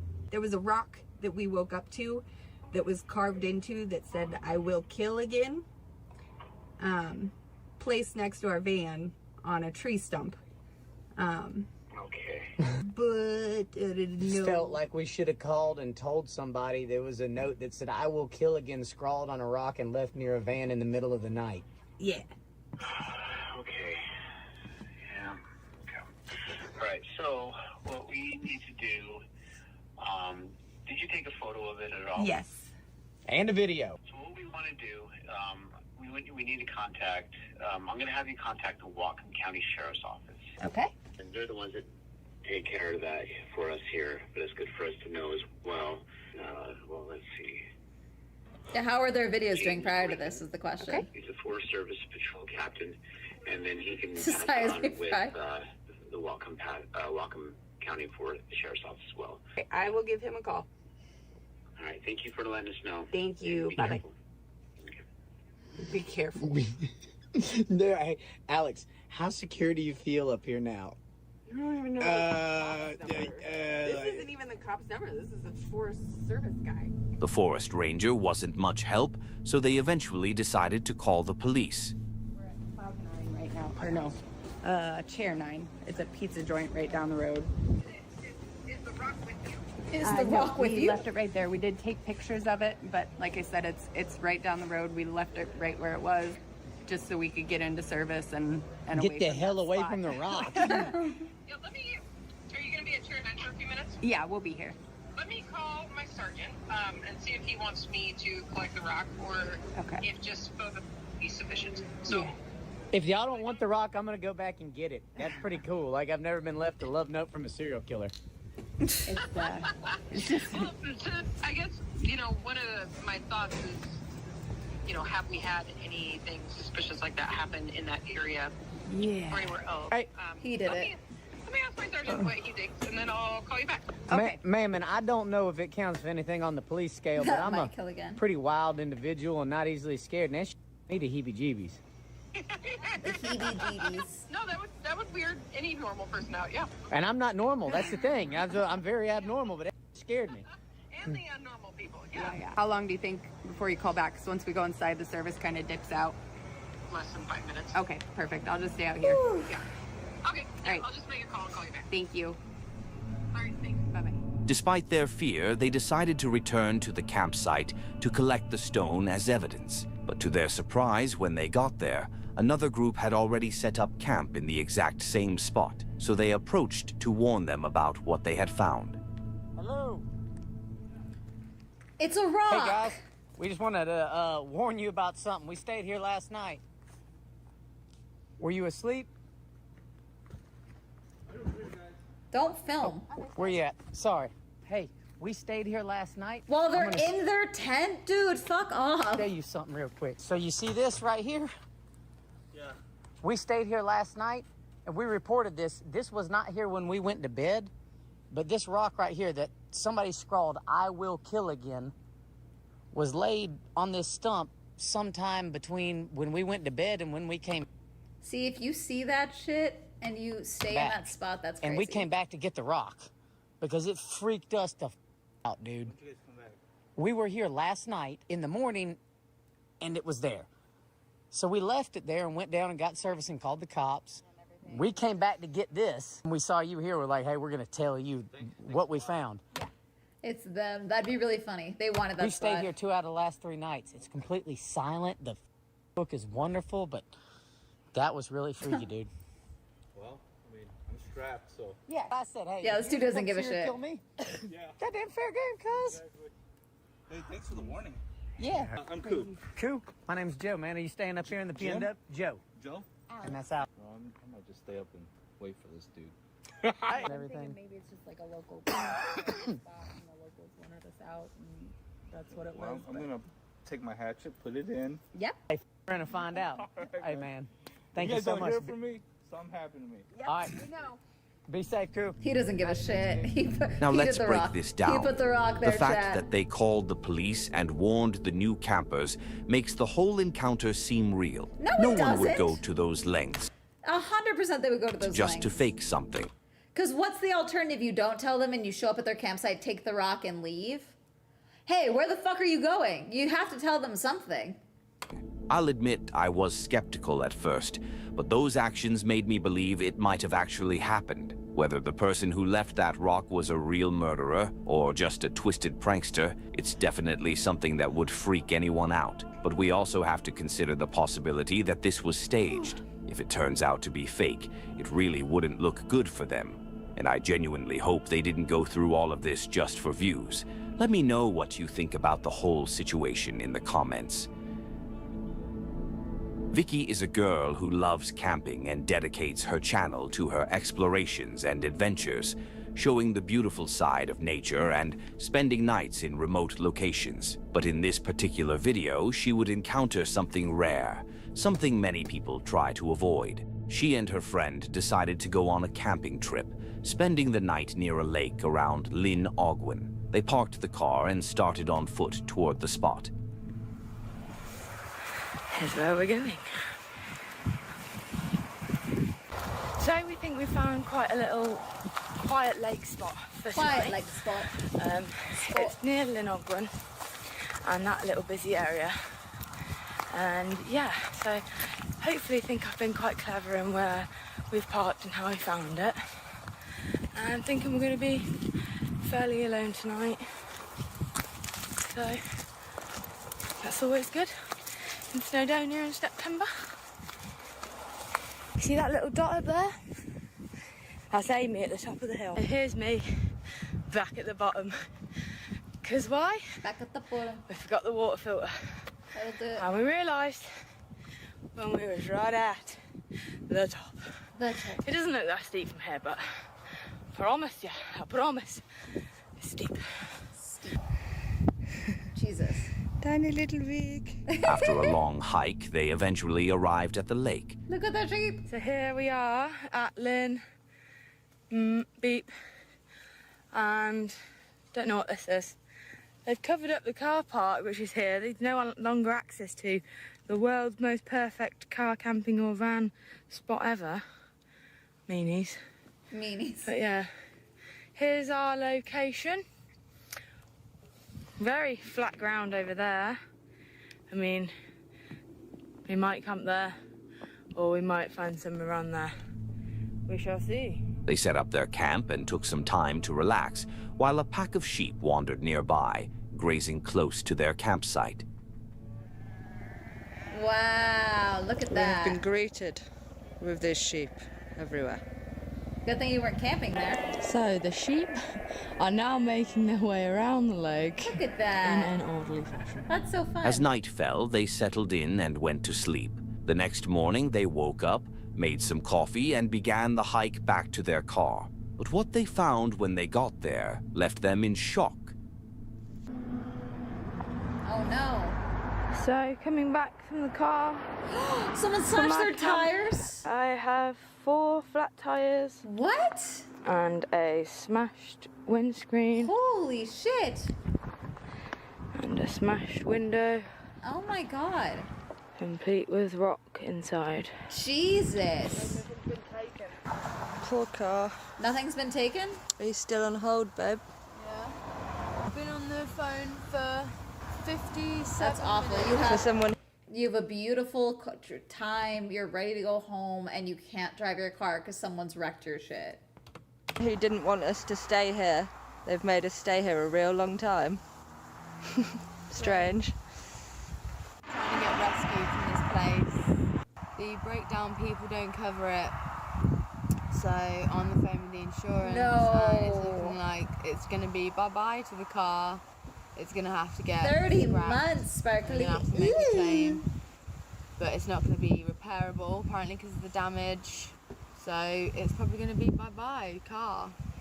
So the farmers literally killed our car, murdered it.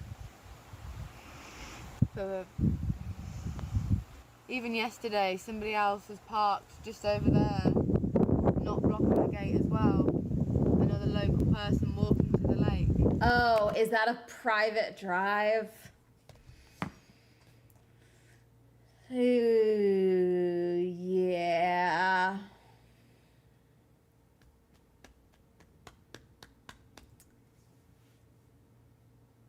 It sounds like this once public camp area is now private property, is what it sounds like. Because she also mentioned that the driveway was blocked off, like the parking lot for that site. So it's probably that it's become private land, or that they don't, it's no longer zoned for camping or anything like that. There's no gate access blocked at all. We saw it probably yesterday when he came in, heard the sheep. I guess really hates wild campers. Yeah. It's not like we're in the Wild camping is illegal in certain areas. It doesn't matter, that's his strip of property. It doesn't matter that you're not directly blocking the gate, that's his property. It doesn't matter, you're that he owns that driveway. Probably. Yeah. It doesn't matter. I forget what it's called. Okay. Well, walk anywhere and camp and or park anywhere, not the same thing. So, what other people do you say? Nothing was stolen from the car. Nothing was stolen. Why would someone even do this? Their car may have been parked near the gate of that property, but it wasn't blocking it. It's honestly sad that there are people out there who would rather destroy something than wait and have a simple conversation with the owner. Next to the car, there was a dry patch about a meter long, roughly the size of a quad bike or a small car, What are you suggesting talking that about? whoever did this had been there not long before the girls returned from their campsite. Well, that's It's not a how that disturbing works. thought, but at least they were safe and unharmed. Kevin is a man who loves exploring nature, often camping, hiking, and spending nights in various forests and remote locations, which he shares on his channel, Small Plots. His videos are usually calm, relaxing, and fun to watch. But in this particular video, something happened that kept him on edge all night. He had planned to do a stealth camp in a sketchy spot in the woods. Nobody should be camping where I'm going to camp tonight. It's an incredibly sketchy area, kind of right at the edge of a city neighborhood. and an industrial zone with a little bit of light commercial mixed in. You're watching Small Plots with Kevin. I'm Kevin. We got about an hour before dark, so I'm moving. I'm going. We're a little behind schedule. It's okay. But probably the less amount of time I'm there, the better. Yeah, sure. Because of the aforementioned, you know, sketchiness. After a short hike, he found a spot that seemed suitable and set up his tent. Tent is set up. It's kind of a big pain in the butt, to be honest.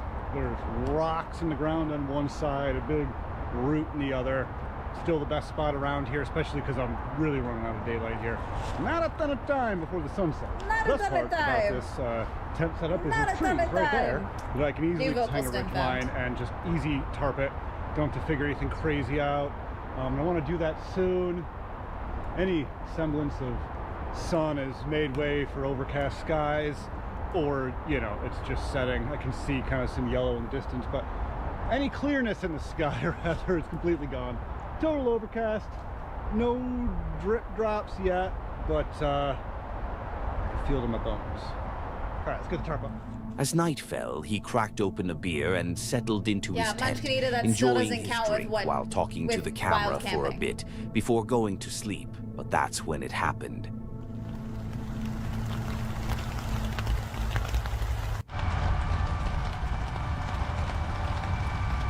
It's got to be a rain alarm for the airport right over there. I've heard that before when I've been camping in the vicinity while it was raining. They're like, oh God!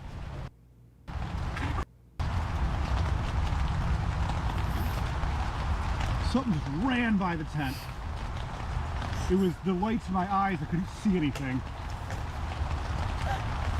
Had to have been a deer. Whew. Sorry, that was really I saw, funny. like, I love his movement reaction. And this lights in my eyes. Ooh. It must have come like right down a hill here and ran across. Oh man. Oh man. That's so funny, actually. That was 3 feet from me. But even then, Munchkinita, it wouldn't matter. The parking doesn't count. Walking on private land is one thing. Driving, parking your car overnight I don't think. for Wait, I just private land thought I doesn't did. count. Maybe not. I don't know.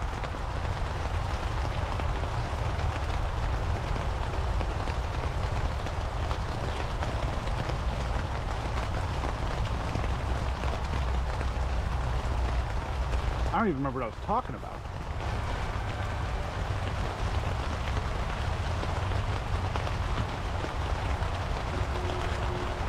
Between the eerie alarm happening over at the airport and whatever it was that just ran past me about 3-4 feet in front of me, I think it's safe to say I'm a little bit on edge. I'm just sitting here, letting my eyes get used to the darkness, scanning. I don't see anything. I don't see anything on the quote-unquote horizon. The top of the berm. The I don't see anything in berm. the dark. I don't see lights. The only thing that makes me think it wasn't a deer was I didn't hear any crashing before or afterwards. Deer are not like that subtle. Rude. And I didn't hear any crashing before it Deer came can in. be dainty. Maybe when I listen to the video I will. But I didn't hear any crashing before or after. I just heard something run past me. I'm sure the camera picked it up. It was like right there. Whew, eerie. Of course my brain keeps going like, what if it was a person? But I don't think a person would be that light on their feet. It was really fast. Whatever it was, it shook him. He couldn't shake the feeling that he wasn't safe for the rest of the night. He still can't say exactly what it was, but the strange part is how quiet it was. You'd expect to hear clear footsteps or rustling if it were a deer, but there was almost nothing. That part remains a mystery. Let me know what you think in the comments. And while you're at it, don't forget to hit that subscribe button. It's free, and you can always change your mind later. Also, A huge thank you for 30,000 subscribers. No. This honestly feels like a dream, and I can't believe I get to live it. Your support means the world to me, and I truly hope you're enjoying this video. Tommy is a man who loves the wilderness. His channel is all about building a real cabin in the woods and camping inside it through all kinds of severe weather. His videos are usually peaceful and relaxing, but this time he wanted to try something different. He planned to spend the night in an abandoned watchtower high up in the mountains, accompanied by his family. But the night would turn out to be far more terrifying than expected. Not long after starting their journey, they were stopped by a fallen tree blocking the trail.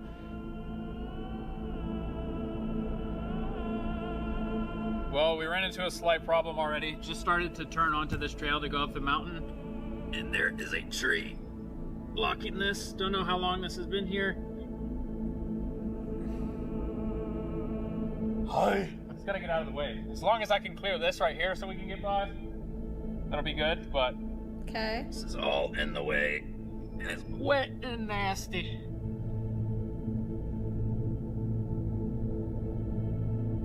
All right, passage unlocked. I'm gonna move a lot of these little sticks because these right here is tire popping material. After facing several obstacles along the way, they finally made it to the old watchtower. All right, folks. I'm gonna walk up this lookout tower for a bit here. I don't know how high I'm gonna go, but we're gonna go up a little ways.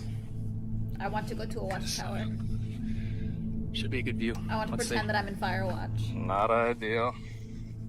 Oh, we're missing stairs. These ones are in there, though. Oh, this is so stupid. Yeah. Wow, the wind.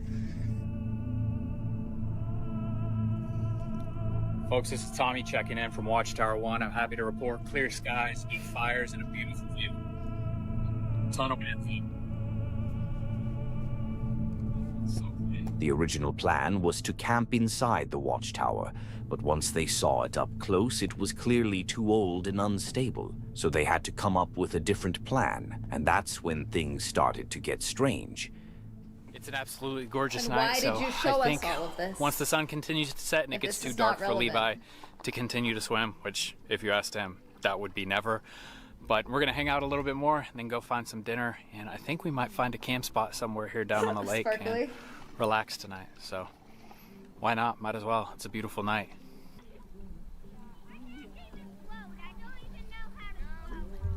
That's kids.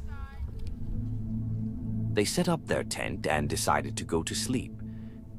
The three of us are officially squared away after a long and exhilarating day, but it was a ton of fun. So we're gonna get some good sleep tonight, and we will see you guys in the morning for coffee. Now, that sounded like a solid plan. By the time they laid down in bed, it was nearly 10 p.m., and after such a long, exhausting day, it felt perfect. But for some reason, Tommy had a strange feeling in his stomach. Something just felt off. No matter how hard he tried, he couldn't fall asleep. While Sarah and Levi slept peacefully beside him, Tommy lay there, wide awake for hours. And that's when... At around 12:07, something odd happened. I heard a car come flying down the road and into the parking lot where we parked so we could set up camp, and we were the only ones parked there. Okay. Kinda strange. Now at first, I was just thinking, you know, maybe this is just some kids being kids. No big deal, right? Well, then the car slammed into a tree and took off speeding the other direction before eventually coming to a stop about 50 yards from our tent. And this big dude gets out of the car. He was clearly drunk out of his mind and had no idea what he was doing. At this point, Tommy stepped out of the tent and kept his eyes locked on the man in the woods. The last thing he wanted was for that stranger to come any closer, especially with Sarah and Levi asleep inside. He even called the park rangers, and they assured him someone would be on their way. But no one ever showed up. An hour passed. It was now almost 1:30 a.m., and the man in the woods hadn't moved or made a sound. Tommy considered going back into the tent, but that uneasy feeling in his gut wouldn't let him. He knew a thunderstorm was approaching, and for some reason, he felt certain that when it hit, the man would get up and start wandering through their camp. So he waited until well past 2 a.m.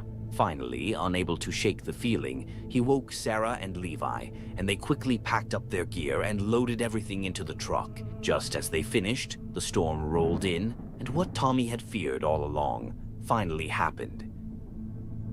It's 3 in the morning. I'm looking over some of the footage that I had just captured that day, that you guys just watched. And when all of a sudden, Sarah just said my name.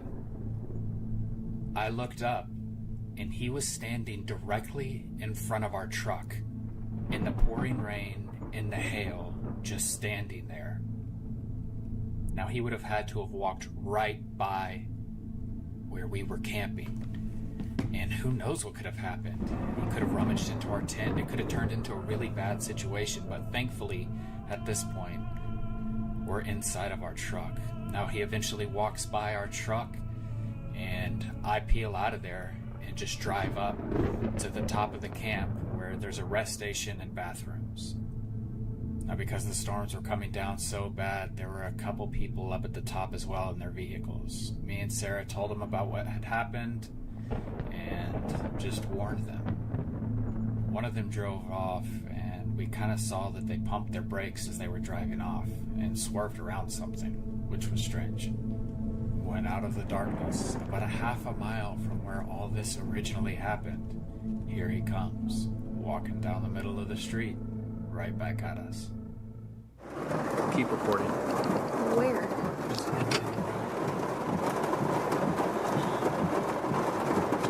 I was wondering, I was like, where's the more footage?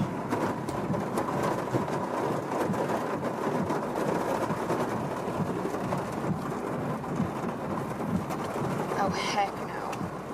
Oh, there he is. Fine. Yeah, what's his fucking deal?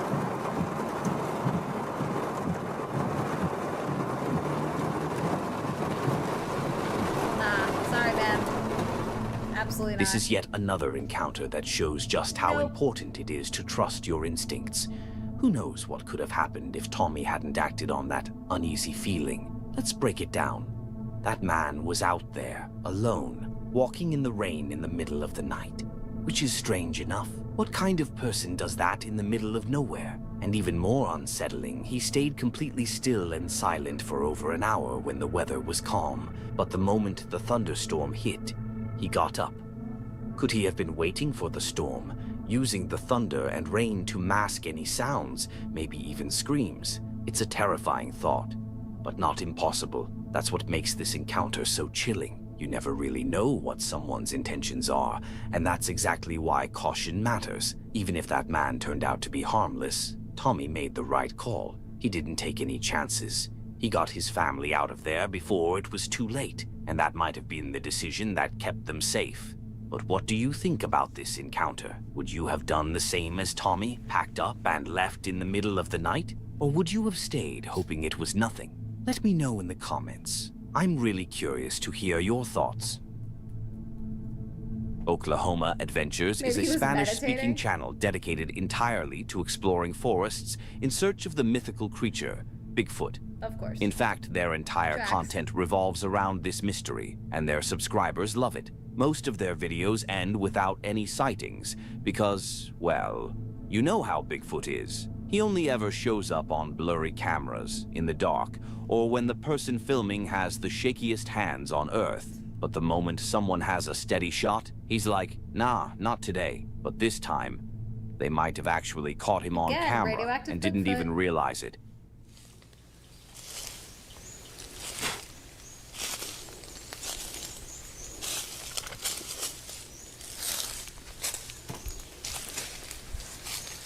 Ya ando cansadón, hay que llegar por allá.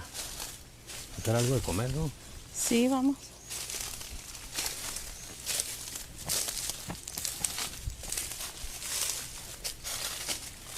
If you got here, comment the word macaroni. Aquí un ladito del rito este, ¿no? Sí, está bien.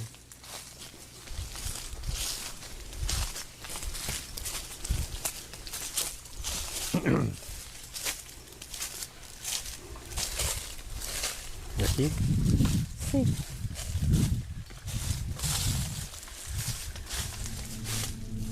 They headed into the woods like they usually do, one of them carrying a rifle. I mean, come on. How is Bigfoot ever going to show himself when you're walking around with that kind of firepower?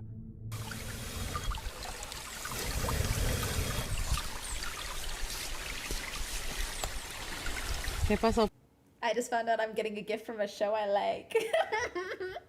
I can't tell you what show it is until it comes. But a show I like is sending me a gift. Papi, ¿ya está? Ya llevo. Like Bigfoot's new lore, apparently. Now he's got powers. Like he can open portals to other dimensions. I still think Bigfoot are like a little bit radioactive.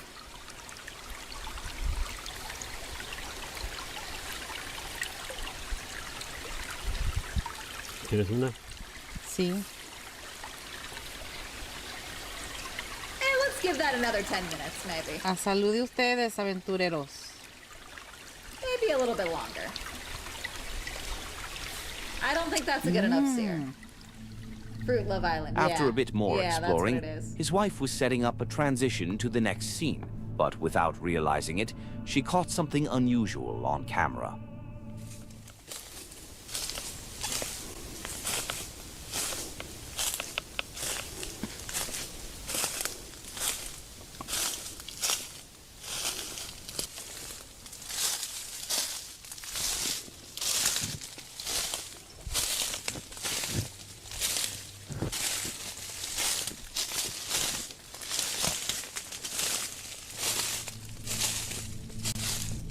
Did you catch it? While she was walking toward the tree to set up the transition, a figure briefly appeared on The way that, okay. left side of the frame. I won't, that, okay, that's a face. That's just a dude in dark clothes. I won't lie. The absorption of light is real fucking weird. I love her. It was only there for a few seconds, but it looked like it was covered in hair, matching Bigfoot's classic description almost perfectly. Now, sure, like with any Bigfoot video, this could be faked. But what if this one's actually real? I know some of you are already thinking, yeah, right, whispers, it's fake. But seriously, how do you know? What if we've caught Bigfoot on camera multiple times and just keep refusing to believe it? That's it for today. If you enjoy these kinds of videos, don't forget to subscribe and hit the bell icon to be notified when we post. Also, leave a comment below. Okay, let's pull up, I want to pull up Cameron's page because I want you guys to see what I'm talking about with her. Hold on. Instagram, Cameron.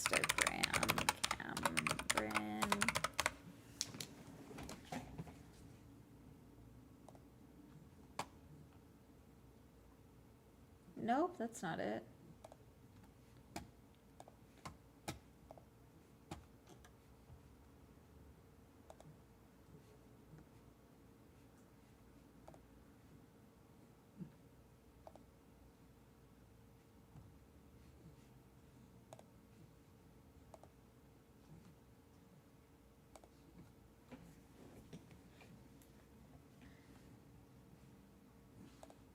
Hermes, I hear you licking yourself. Stop it.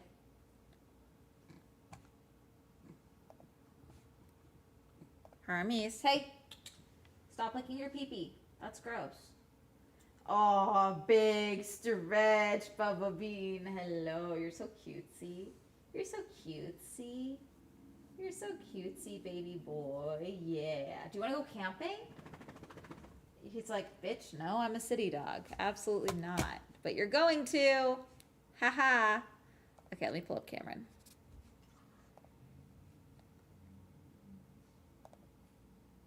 Ooh. Okay. Cam. Rin.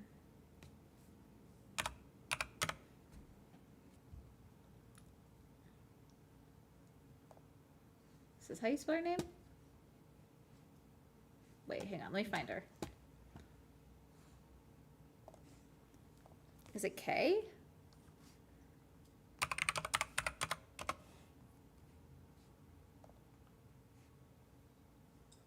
Found her. Okay. So this is Cameron with a K. Okay, let me make sure the audio can pick up what I'm... And I can show you one of these. Oh no, that's Microsoft Edge. Why would I? No, not that one either. Instagram. There we go. Nobody knows Bigfoot is stacked. So this is Cameron. So she's tiny, which is also kind of playing a role in some of these things. There was a link in her account at one point. It is obviously no longer there. Certain pages do not allow a link. I don't know if it still exists. It could be. I'm not looking for it, but I want to show you here. This is after. Let's see. Here we go. Here's one. From Mexico to Canada vlog.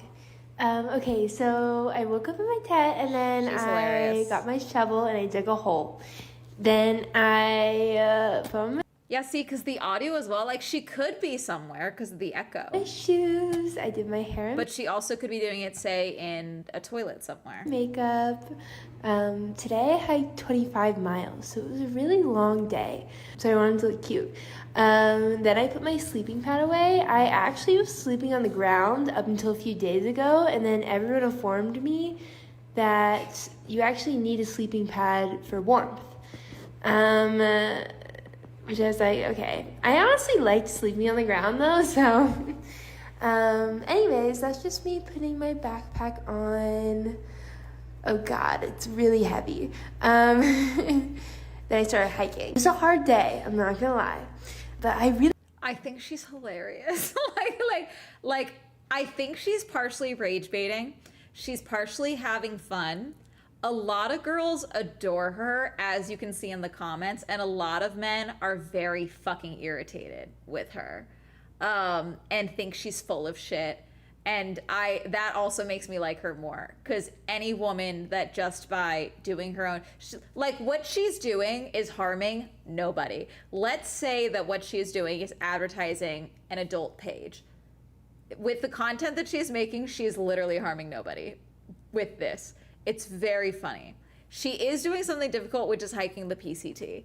And so it's just like, it's so funny. I really like intense workouts. Then I saw a snake, and the snake was not moving, so I actually had to scare it away. Actually, I ran into a rattlesnake the other Like right here. I'd like to see a GPS tracker to verify these miles. Also, why do you get your water out of stagnant puddles when you have a stream and such? day. I was like hiking really fast down a hill, and then all of a sudden I heard a hiss. And then I looked down and there was like a rattlesnake's head just like a foot away from me. And then I was like, oh my God, I'm so sorry. And then I ran away. Anyways, this is just me still hiking. Then I ran into a trail angel and I got some water. That was a really... Trail angels are people, sometimes they live near the trail or on the trail, but they like to do what's called trail magic. And sometimes they are like barbecuing for people. Sometimes they're giving out fresh foods, waters, snacks, things like that. Alcohol for some people. So like trail magic, trail angel, that's what you'll hear. Trail angels also on occasion allow people to camp in their yard, bunk at their homes, things like that. Pretty lake. I really loved that part of the hike. Then I stopped at a water source and I got a snack. I ate like a few of my protein bars. Basically I ate like all my food so that it'd be lighter, like my pack would be lighter. Then I kept hiking and then I got more water. Then I filtered my water and I just sat and just like chilled. That's what I'm working on, is like chilling. I'm just an intense person, so like I'll just go. See, even the room that she's in, like the audio is definitely not outside because there's an echo, but like it doesn't sound like a hotel room, which is the accusation people are making. It sounds like she's in like a bathroom or something somewhere. Which she could be recording these in, say, a bathroom at a Starbucks if she decided to go to a Starbucks or something, or like at a gas station to get more snacks. It's very common for people to restock at gas stations. So it doesn't matter how healthy a lot of people doing through hikes, they say like it's your chance to eat like shit because you're gonna lose weight anyway, because you're just burning so many calories. And candy is super lightweight, but very dense in calories. So a lot of people have like their favorite trail candies. But I need to work on just like relaxing sometimes because my body needs to like recover. I think she could be at like a park bathroom or something and she just wanted to take a beat and do her voiceover there. Anyways, then I kept hiking. Then I made it to my destination, which was a gas station. And I was so like happy to get there. I was honestly getting a little bit like delusional by that point. Then I sat outside the gas station and I just like contemplated my life for a while because it was a hard day. It was like 25 miles. Then I got a bunch of food and then I hiked back a little bit to the trail. And then I set up my tent and I was feeling really good. I don't know, like I went from really delusional and like about to pass out to like having the best night. Like I had a good time. Yeah, and I got a bunch of snacks and I read my fantasy novel and I ate my snack. Hiking from Mexico. So then now we have this one. Hiking from Mexico to Canada vlog. Okay, so this was my third day back on trail since my little incident on Mount Whitney. Took me about a week and a half of just recovering and getting my gear all sorted and everything before getting back on trail. Like the little sweat set and I was very excited to get back on trail, but also a little nervous. It's funny as hell. But I knew the best thing I could do is just to get back on. Yeah, because like you can hear the echo is gone. And just like hope that everything went well. Anyways, so this is my third day. I started the day by just like doing my hair, my makeup, putting down my tent. Like, this is art. Like, it's so good. I woke up at 5 a.m. I've been having to wake up really early because I've been doing mountain passes. Actually, I just got back from an 8-day stretch of hiking in the wilderness. Also, as you noticed, her bag changed. This is actually very common for people on the trails, especially when you're through hiking. Sometimes you trade gear. Sometimes you realize, hey, the gear I have isn't working out, so they buy something new. A lot of I don't know about this trail. I know the Appalachian Trail, it's not uncommon for gear angels to trade stuff. So she probably just traded around because she realized this would be better for the mountain pass. And I did 6 mountain passes in those 8 days. So it's definitely been an intense week, but instead of having actual boots, her socks, the pants tucked into the socks is fucking hilarious. It's also just been probably the most epic week of my life. Hit the snow. Anyways, so this is me starting the morning. The amount of green in this is fascinating because so much of her stuff, like she was using a kid's sleeping bag because it was pink, because she has trouble finding pink tents, pink things that she likes, because she wants to wear all pink. If she wasn't wearing all pink, she wouldn't be able to do this because she wants to wear pink. So the green sweatsuit is clearly a new acquisition. Starting to head up the mountain. I probably started a little bit too late. Oh, that's me eating cheddar cheese for breakfast, and I used my knife to cut the cheese, and my knife says love on it because love is powerful. Anyway, so this is me starting to get up the mountain. As you can tell, the snow is not the best.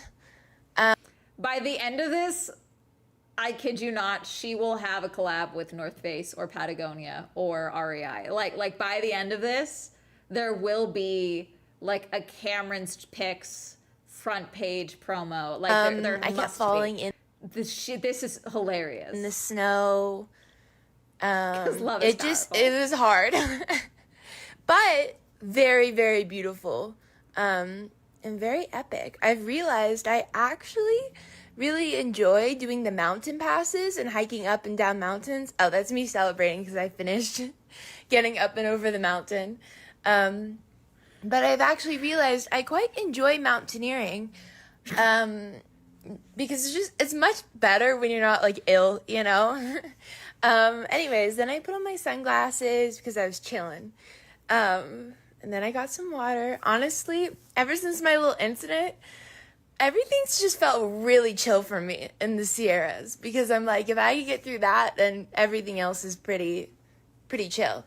Anyways, I got lost and then I found my way back and then I crossed a bunch of rivers. I've been doing a lot of river crossings recently, so my feet are pretty wet most of the time, but that's a great way to get trench foot, by the way. You do have to let your feet dry out. Okay. It's worth it. It's so beautiful. Oh my gosh. Anyways, yeah, that was me finishing for the day. I only did like 15 miles. And I got my pink tent, which is so exciting. Like, look how epic that is. Oh my God. Yeah, this is me making dinner. I had avocado and salmon and some other snacks, and I read my book. Okay, I hope you have a nice day. Bye. I'm obsessed with her.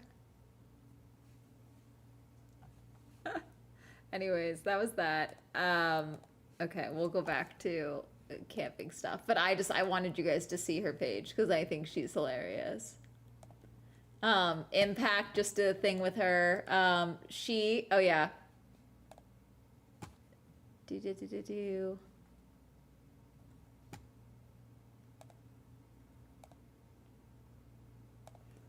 She did a thing with Interview Mag talking about how,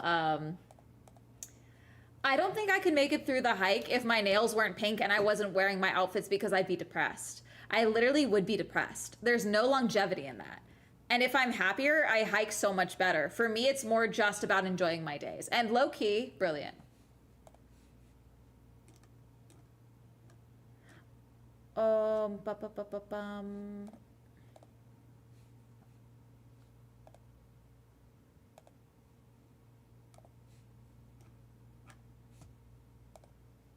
But yeah, she's hilarious. Let's see. Okay.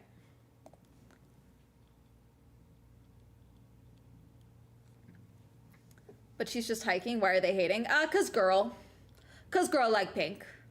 And girl talk fun. Girl enjoying her time.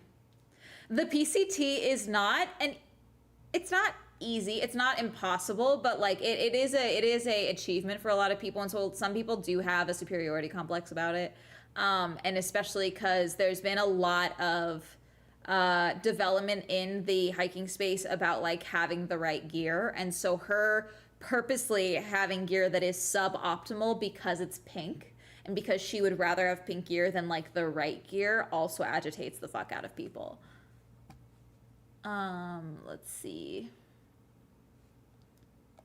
I'm curious by this. When you think of camping, you likely imagine peaceful nights under the stars, cozy campfires, and unforgettable adventures. However, the reality isn't always so idyllic. Sometimes camping can take a dark turn, with moments so chilling and unsettling. I will say, hiking and backpacking content that I've been enjoying lately and finding a lot better lately is on Instagram. They might make you swear off camping forever. Here are 6 of those unsettling moments captured on camera. On January 1st, 2024, a Belgian YouTuber known as Siaz uploaded a video that would send shivers down the spines of his viewers. In the footage, Siaz and 2 friends embarked on a late-night trip to an abandoned campsite. The thing is, too, is so many of the men that are shit-talking her have never done the PCT or the ACT. Like, they do just feel like how she's full of shit, she's lying. To film what they thought. Also, men hate when women know they're hot and are enjoying themselves. There's a humbling aspect to it. Would be just another adventure. Little did they know, the night would take a terrifying turn.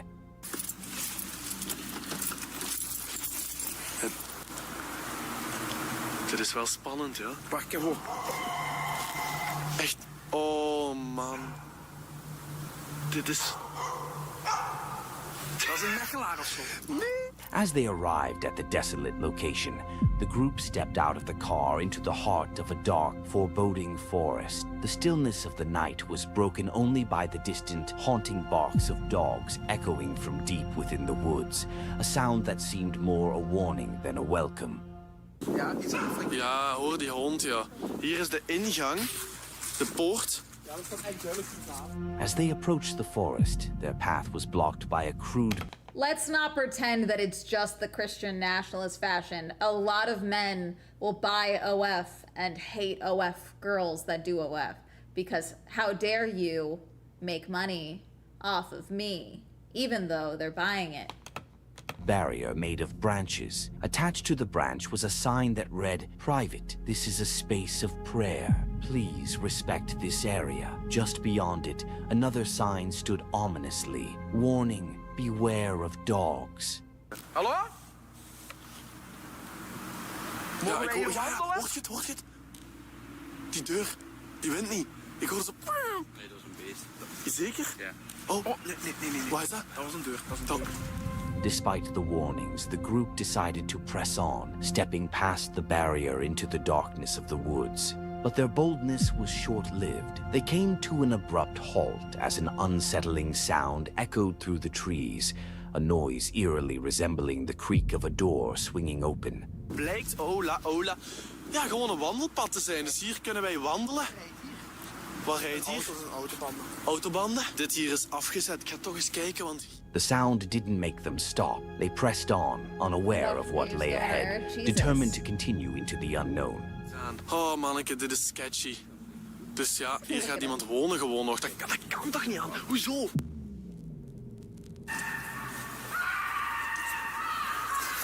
the fuck?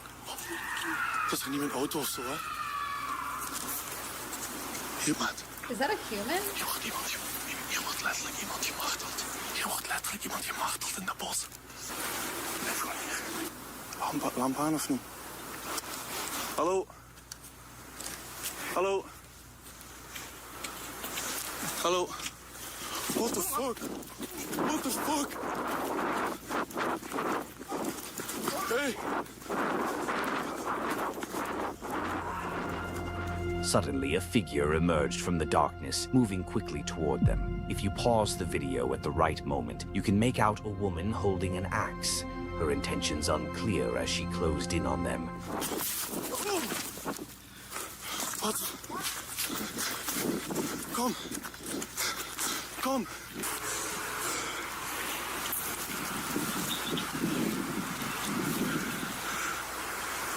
Ja, hoi.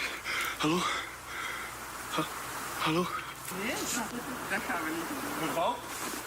Nee, dat gaan we niet doen. Dat gaan we niet doen. Nee, gedaan. Nu is gedaan, ja? The woman was quickly arrested and taken to the police station. The boys, still in shock, later revealed that the encounter would be a moment they would never forget, a traumatic experience that would haunt them for life. Creepy Outdoors is a channel where the uploader shares POV videos of himself exploring the woods and other creepy locations. While not every video features something eerie, on October 26th, 2022, he posted one that would leave viewers on edge. In this particular video, he went camping in a forest that was never named. As he ventured deeper into the wilderness, he captured something so terrifying on camera that it's hard to imagine being in his shoes.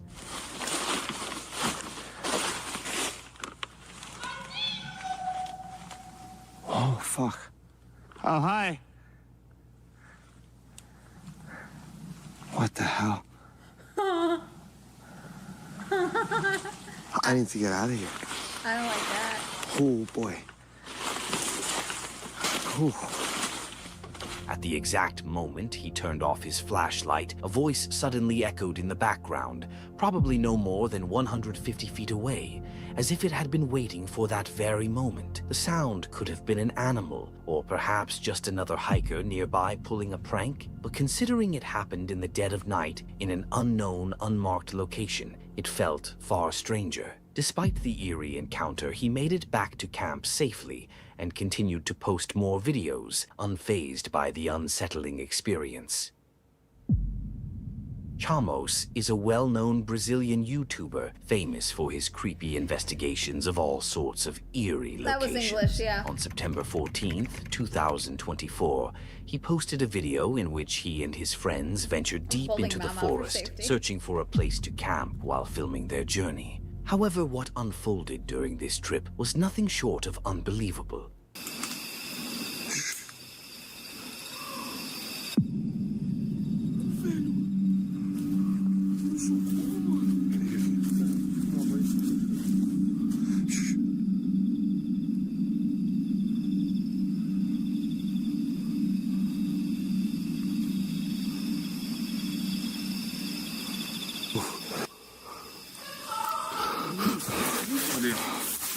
Oh, meu Deus do céu, velho, meu Deus. As they ventured deeper into the forest, a chilling voice echoed from the darkness, sounding like a woman's voice. For a moment they froze, fear creeping in. But then they realized it could be someone in real danger. They paused, straining to listen for any more sounds, hoping to determine whether it was a cry for help or just the unsettling echo of the woods. Calma, calma que a gente vai encontrar, cara. A gente vai Stop encontrar. talking so I can hear it. Pera aí, vamos fazer silêncio de novo pra ver se... Pera aí, chefinho, pera aí. Vamos ver se a gente escuta de novo, pera aí.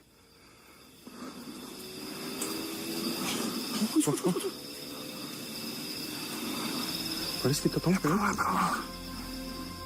They started searching and calling out to her, but there was no response. As they got closer to the source of the sound, they began to hear her cough, clear and real. It was evident now this wasn't a ghost or some trick of the forest. A woman was in distress, and they knew they had to find her.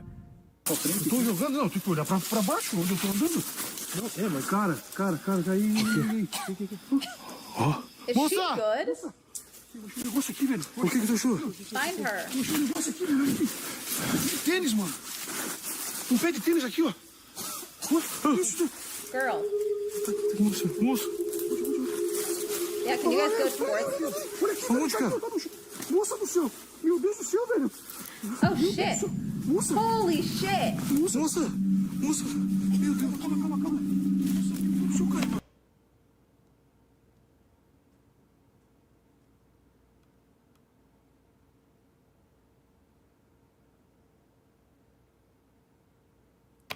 What? Calma.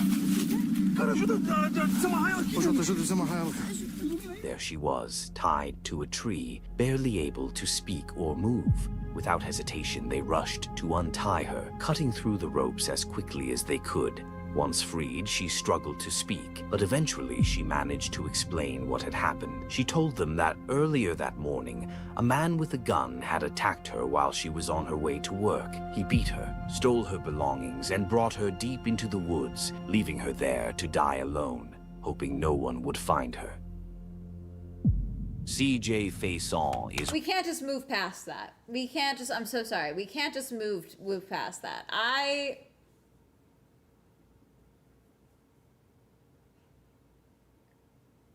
We can't just move past that. That's crazy. They called the police. How about that? Widely known for owning haunted properties across the United States, and his videos are not only spine-chilling, but also incredibly informative. He travels the country, visiting some of the most haunted locations with his friends. On September 15th, 2022, he posted a video of an investigation at one of the most notorious haunted places in the world, the Burnt Bridge Road. Scary. As they were filming the intro for the video, 2 gunshots rang out in the distance, immediately setting the tone for a night that was about to get even more intense. God. Bugs be bugging. That's not a bug. Bro, that's a gunshot, bro. That's 2. How about we get low? Now I gotta... How about we get out of the light and duck behind the car? Let's be serious. Hey, car coming. As the video progressed, CJ and his friend decided to try and sleep in the van for the night, but CJ couldn't shake the unsettling feeling that he was being watched. Every time he tried to close his eyes, the sense of someone or something lurking nearby grew stronger. He couldn't sleep, the tension in the air too thick to ignore. Little did he know that feeling was about to prove all too real.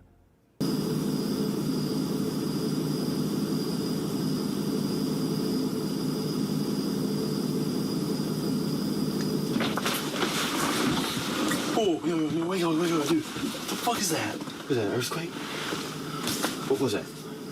The van was just swaying side to side, dude. Let's go out there and fucking look for it. Fuck that, dude. I'm not going out there. Fuck that. No, come on, seriously. No, I'm not going out there, dude. Like any normal person, CJ's curiosity got the better of him when he heard a sudden knock on the van. Despite the creeping unease, Stupid. he decided to This is why women live longer. investigate. He stepped out into the darkness, his senses on high alert, unsure of what he was about to face. Show us how powerful you really are. Don't fucking say that shit. What's wrong with you? Fuck me. What was that? Okay. In the van. In the fucking van. In the van.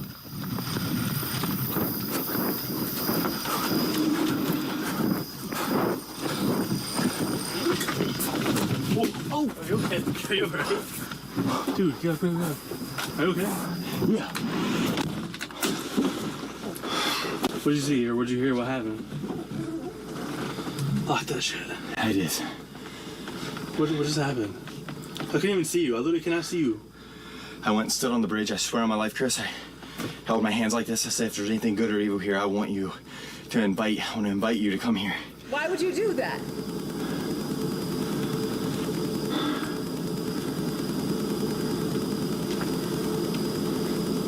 So it's not the van. Ooh.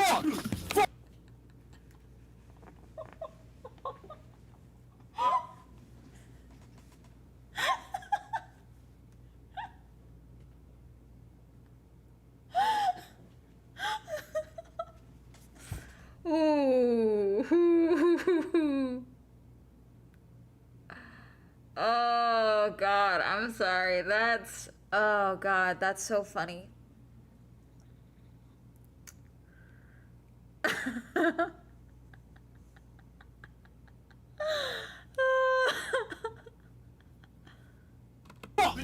A loud bang came from outside the van, rattling it with such force that it sent CJ and his friend's souls into another dimension. Paralyzed with fear, they struggled to comprehend what had just happened. Was it another visitor at the popular location, playing a prank on them? Or was something far darker lurking in the shadows? The truth would remain a mystery, and they'd never know for sure. Angelo is an explorer known for documenting a variety of intriguing locations, from abandoned buildings to haunted spots, all posted on his channel, Exploring with Angelo. On July 11th, 2024, he uploaded a video where he ventured out to camp, alone in a forest, notorious for its connection to satanic cults.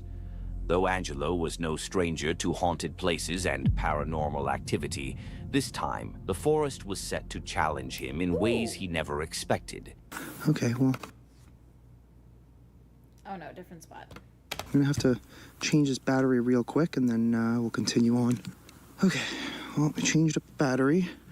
I don't know how that battery died that fast. That was odd. Seems to be getting battery drain from something, which, to be honest, doesn't happen very often with this particular camera. I could have sworn for a second I just saw something move.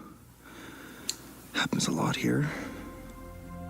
As Angelo filmed, something strange drained his camera battery at an unnatural rate. Is it cold? As if an unseen energy was sucking the power away. Is it Eventually, cold? Angelo set up his camp, and his plan for the night was to play with a Ouija board, something that's never recommended I to think do we've seen alone, this. especially in the dead of night in the heart of a deep, eerie forest. I think we've seen this one. This one, he's a dumbass. He's already a dumbass for playing with a Ouija board. He's a dumbass for playing with it I alone. don't see anything. But that was weird.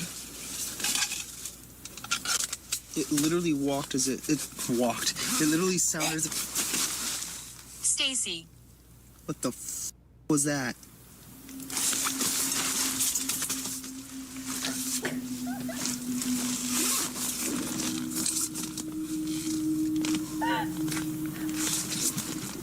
I can't.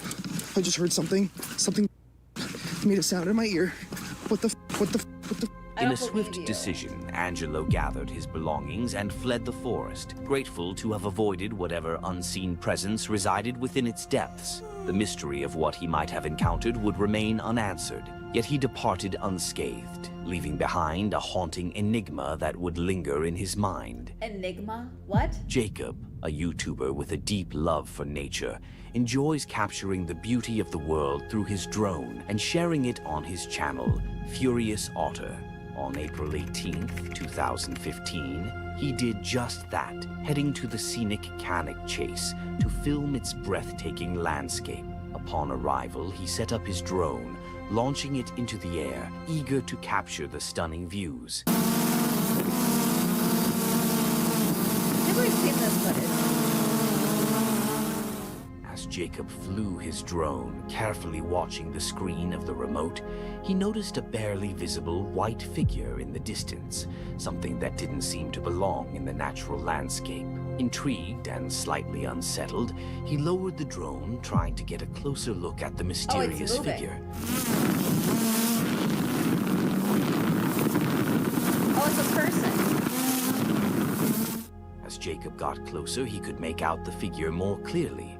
A woman with long, dark hair standing between the trees as though she was trying to avoid being filmed. The eerie sight left him unsettled, but he posted the video anyway. Almost immediately, the comments began flooding in, with viewers speculating that the figure could be the legendary Black-Eyed Girl. What? A folklore entity said to haunt secluded places and curse anyone who catches even a glimpse of her. I need us to The be question serious. remains, are we now cursed for having seen her, Yeah. or are we safe? It's I'm a totally mystery cursed. that may never be answered. Thanks to technology, we can You see this capture video of yourself? strange moments and God, one of these days when I get back into like hiking for real chat, you guys are gonna see me on the trail at some point in one of these fucking videos. Like, someone's drone footage is gonna get me, and you guys are gonna be like, "Is that fucking swell? What the fuck is she doing? Oh my god, that's her and Hermes. That's not a big Bigfoot and a little Bigfoot. That's swell entertainment." share them, warning others of what might lurk in the shadows, even during a peaceful camping trip. These videos remind us of the dangers of wandering alone in the woods at night. I don't think and make we've us wonder how done this creepy. Mommy out here. I don't know what to do. Watch that dog here. 3 of them. Back up, back up. On November 21st, Yeah. 2025. I don't really want to watch these ones. Let's see. Huzzah. Let's see. Wilderness.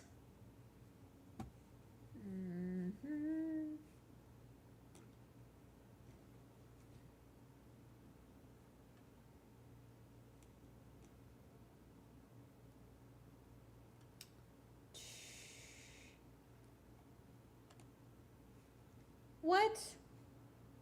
Outdoor boys just doing shit. Here we go. 10 times drones. A passing captured something drone accidentally disturbing. spotted a young woman who had literally fallen into a volcanic crater. Accidentally. No, they. Okay, god damn it. Right off the bat, you're full of shit, Chezoid. They knew she was there. The drone went up to see if they could see her and assess her state. Everyone knew she had fallen. Already you're pissing me off. Juliana Marins, a 26-year-old tourist from Brazil, had been traveling solo across Southeast Asia, chasing her dream. In June 2024, she set out to hike Mount Rinjani in Indonesia, one of the region's most popular, yet dangerous, trekking destinations. During the ascent, she suddenly fell behind her group due to severe exhaustion. Her guide advised her to rest, but for reasons that remain unclear, left her alone on the trail. Sometime later, she lost her footing, slipped off the slope, and tumbled nearly 1,000 feet down, ending up near the crater by Lake Sagara Anak. With no food, water, or shelter, she survived there for several days while rescue teams struggled to reach her through dense fog, cold temperatures, and extremely hazardous terrain. It was during this time that a drone happened to capture footage of her. She was conscious and showing signs of life, They but were reaching looking her for proved her. nearly impossible. I just hate the terminology. I hate the wording. I hate the wording. So what happened, for those of you who don't know the story, I was following this case as it was happening. It's tragic. It's horrible. Where she had been originally, where she had originally fallen, and they had located her, they believe what had happened is she had hit her head and had a concussion and was confused. She was moving around and fell again. And that second location where she fell is where there was very little chance of being able to recover her alive. And sure enough, she did pass away in the crater. And so there's been a lot of outrage. There's a lot of upset at the local rescue crews, families upset. And I think it's a very complicated situation because with the location, obviously, of this being a volcano, rescue crews also have the risk of anyone that tries to get her has the chance of dying, you know? It's horrifying. I think the family, I don't know if they have a case against, I think they have a case against the camps, the group that she was with. However, if there is enough evidence to show that they told her to not go off by herself, but she kept doing so, then that's where the risk comes in, where it's like, okay, how much reasonable force would they have been able to exert to keep her with the rest of the group if she kept wandering off? For example, when I did the Gone Girl cruise, there was multiple times that we would dock just for at a port for 1 second so that we could meet up with another group that like was doing the adventure stuff, and I would be like, hey, before we leave, can I go walk around for a little bit? And they'd be like, oh, we'd encourage not to, but like, of course, if you would like to, but there's nothing here. And then I would just go and walk to like find a bakery or something, or explore a little bit of the little towns down the Danube. I would always make it back in time, but like if something had happened to me and they had told me like, hey, like they would be free of liability because I was making the conscious choice to get off the boat. If the boat left without me, that would also be on me. You know what I'm saying?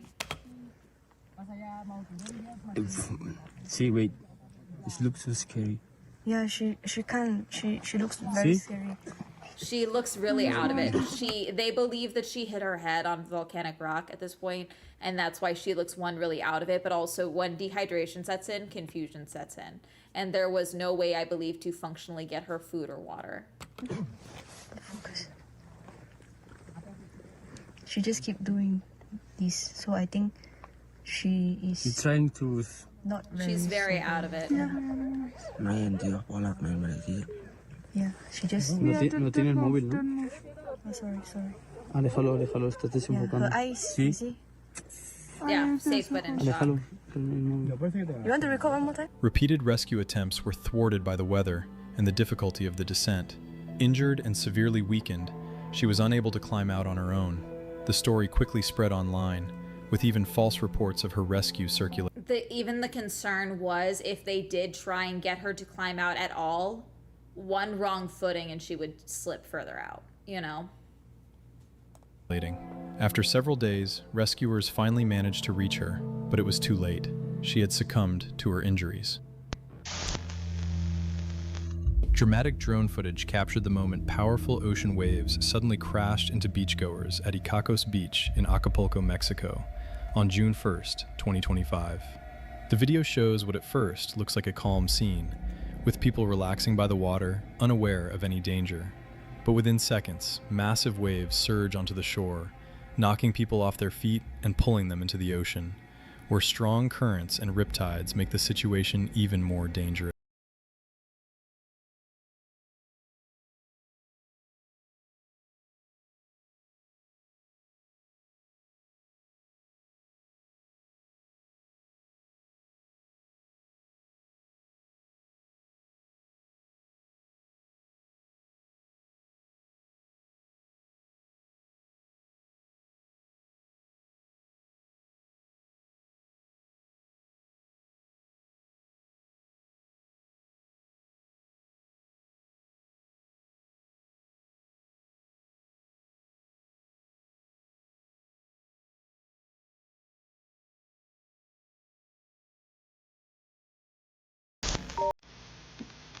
A man named Jesse, the creator behind the channel Jesse's Drone Adventures, set out on another exploration of the canyons of Arizona, never expecting that a routine drone flight would lead him to a mystery no one has been able to explain.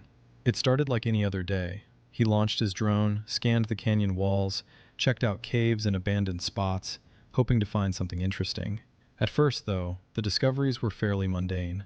Trash, debris, and remnants of old crashes. Apparently, there have been dozens in the area. But sometime later, he returned to the very same canyon where, a year earlier, he had noticed something strange from the air. This time, he decided to get to the bottom of it. As he sent the drone up and swept across the vast landscape, he suddenly spotted it again. A blue Mazda lying far below among the rocks. Yeah. At first glance, it looked like a typical crash. But the longer he observed, the more questions arose. All the car doors were open, as if the occupants had gotten out on their own, yet there were no signs of how the vehicle had ended up down there. The roadside barriers were intact. There were no visible impact marks. And there wasn't a single report of the accident anywhere online. He tried to peer inside using the drone's camera. No one was inside. But one detail still didn't sit right with him: the trunk. And now the question remains, what really happened to that car, and why is it still lying there? As if it never even existed. What? Dramatic drone footage captured a breathtaking scene in northern Pakistan. A drone hovered beside a cable car, dangerously suspended about 1,200 feet above the ground. Inside were 6 children and 2 adults, anxiously waiting for rescue after 2 of the supporting cables snapped, leaving the car swaying over a deep gorge. The video conveys the tense stillness of the moment, broken only by the distant signs of an ongoing rescue operation. The drone's camera reveals the cabin hanging high above the drop, with open sides where the children and adults sit pressed closely together. The structure appears motionless, yet extremely unstable, held up by the remaining cables, while the jagged rocks and sheer height below only emphasize the danger of the situation. After hours of a complex rescue effort, Pakistani military personnel and emergency responders managed to evacuate all 8 people. Oh, thank God. The operation took place under extreme conditions. Rescuers initially attempted to reach the cabin by helicopter, but strong winds and the risk of further destabilizing it made that approach too dangerous. In the end, they descended manually on ropes and evacuated the passengers one by one. Jesus. When a sudden thunderstorm sparks a fire across a massive hayfield in Weld County, Colorado, a farmer named Eric Howard doesn't run. He gets on his tractor and drives straight into the flames. He has a risky plan that could help contain a fire spreading across dozens of acres, if he can act fast enough. Working against the clock, Eric begins cutting a long strip through the field, creating a fire break, stripping away the top layer of soil to deprive the fire of fuel. The flames are right on his heels, burning so intensely that they start melting the paint on his tractor. Still, he keeps moving forward without slowing down. In the end, the fire is brought under control, and even firefighters admit that his risky move likely saved even more land from being destroyed. So, would you take that risk in a situation like this, or leave it to the professionals? An Australian man named Simon Lawrence launches his drone high above a boat in Port Lincoln. He and his friends are out crabbing, but before long, they notice something very different lurking beneath the surface. Yeah, that's a He later community uploaded the footage to his YouTube channel, Simon Lawrence. For a while, a great white shark seems to be watching them from below before slowly moving closer. Oh shit! Oh shit! Fuck your motor! Fuck your motor! Bro, what's its problem? When the shark takes an interest in their crab pot, they make the smart decision to cut the line and let it go. Yeah. Then watch as it disappears back into the ocean. Simon and his friends were incredibly lucky. Great white sharks are known to sometimes strike boats at full speed, even attempting to flip them. Loch Ness. A drone flying over Loch Ness in 2021 captured something unusual just beneath the surface of the water. A faint, elongated shape, slowly moving along the shoreline. The video itself isn't dramatic. No splashes, no close-ups, and the object is almost impossible to notice unless you know exactly where to look. But that's precisely what made it go viral. When viewers zoomed in on still frames, some claimed they could make out a long-necked body resembling a plesiosaur. Others insisted it was nothing more than a shadow, or perhaps a submerged log. The object moves almost imperceptibly, as if drifting with the water, before disappearing beneath the ripples. It's far from proof, but the calm, understated nature of the footage, combined with the enduring legend of Loch Ness, reignited the debate. Is it Nessie, a trick of perception, or simply imagination at work? I'm gonna say Nessie because I really want Nessie to be real. The most unsettling footage is the kind you can't fully explain.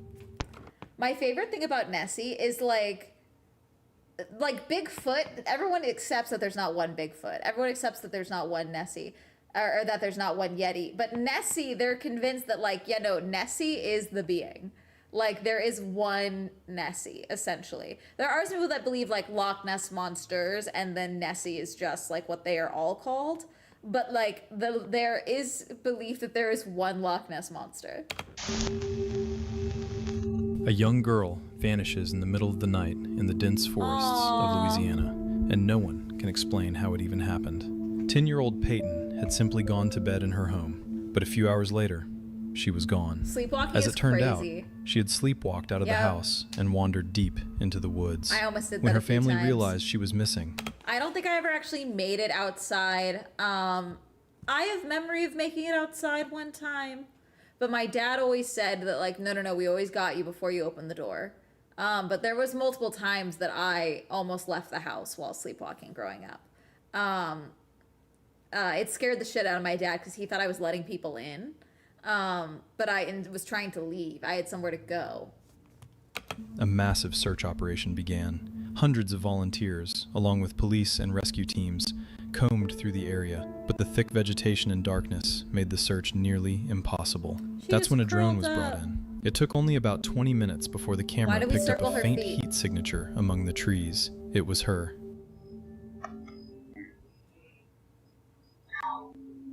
I had to go back. Well, she's away! Yeah. Woo! Wow, there they are. They got her. They got her. Yes, sir! Yes, sir! Oh, yes, sir! Oh. Yeah, get it water like that. Yeah. So that's why I was going up down the road. Wow. There's been people all over the top of it. She couldn't make it through the night. Poor thing. She looks so confused. Dehydrated. She got one crop.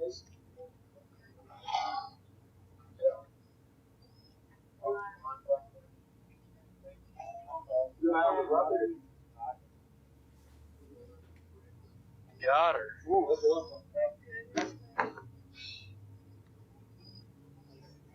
Getting the dirt out of her hair and stuff.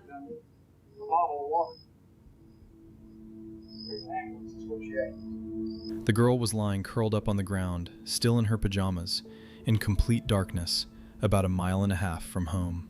In that moment, everyone held their breath. She wasn't moving. Rescuers immediately headed to the coordinates and soon found her, alive. According to the sheriff, it was nothing short of a miracle. Despite spending more than a day in the wilderness without food, water, or shoes, the girl survived with only insect bites and severe stress. Yeah, God. The creator of this video was testing out his new drone. He flew over nearby areas filming a cornfield, when suddenly he noticed something very strange. As he moved in closer, he realized what it was. Right in the middle of the field stood a creepy scarecrow. From a bird's eye view, it could easily be mistaken for a person. Just as the operator turns the drone to fly away, the unsettling scarecrow seems to move slightly. What? He immediately points the camera back at it. The figure stands completely still, holding a pitchfork in its right. No, that would fuck me up, actually. That would scare the fuck out of me if I was flying a drone. Like, so many of these things, it's funny because I'm seeing this in hindsight. Like, I'm in the comfort of my own apartment watching these on a screen. But, like, if I was in my car operating a drone in a field and I saw that shit, I'm fucking leaving. Right hand. As it turns out, it wasn't a scarecrow at all, but a person wearing a highly realistic costume, apparently trying to scare the drone pilot, and acting quite aggressively while doing so. That's funny as But fuck. why? Just another prank? That's funny And the as bigger fuck. question, who was he even trying to scare? Do drones really fly over this field that often? That's or was funny he as simply fuck. playing to the camera? Or maybe the video isn't spontaneous at all, but staged from the beginning. That was a good hit.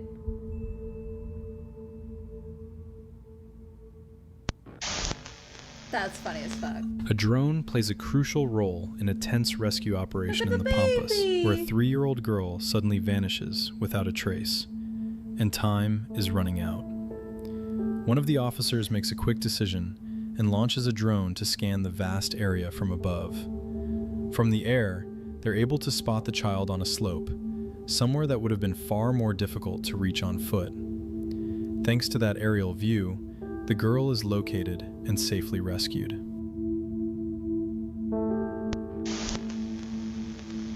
This drone footage shows how a dangerous suspect was tracked down and apprehended in the city of George, South Africa.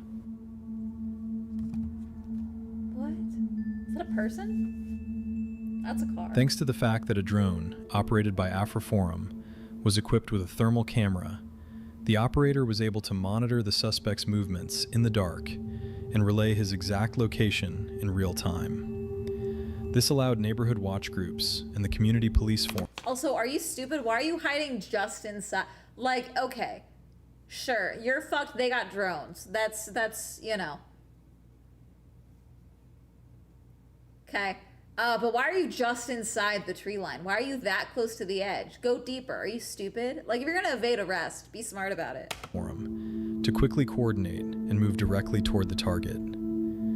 As a result of the coordinated efforts between AfriForum, volunteer patrol units, and members of Community in Blue, the suspect was swiftly located and taken into custody.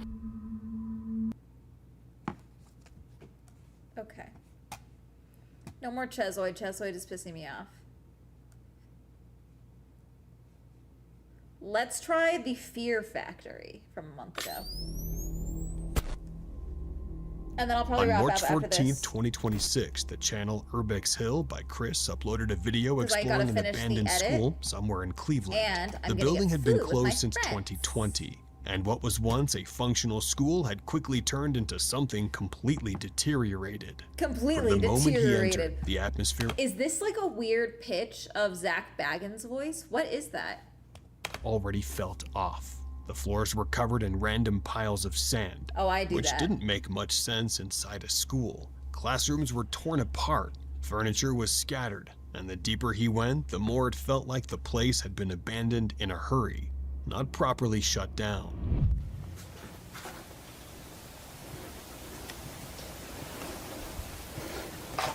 Oh, look at this. What the hell?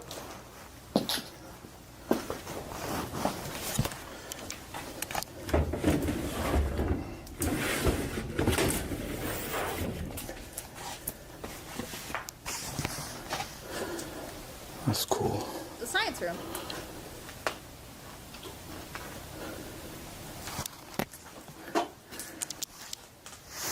It smells like piss in there.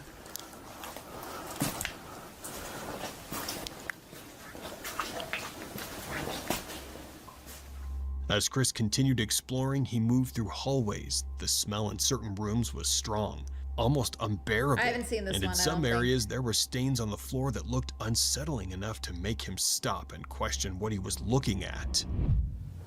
I don't like this voiceover.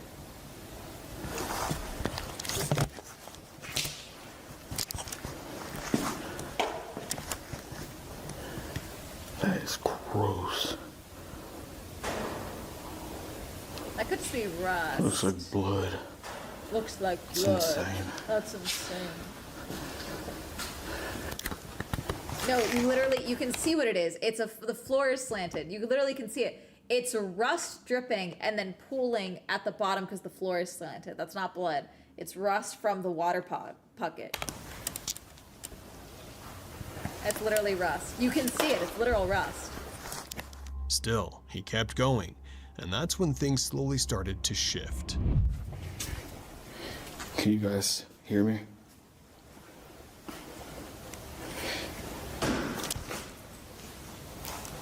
What the fuck was that?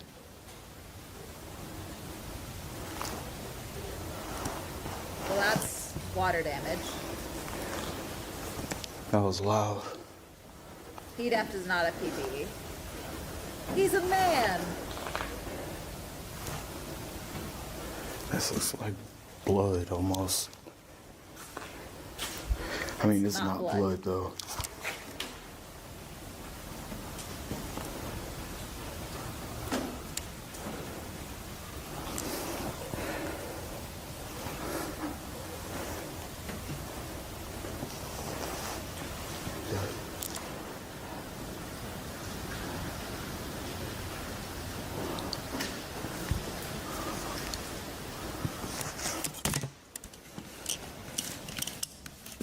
Not long after, he noticed what looked like fresh footprints on the ground. How are those? Are they yours? Y'all, see what I was saying? That sounded like glass getting stepped on. But look,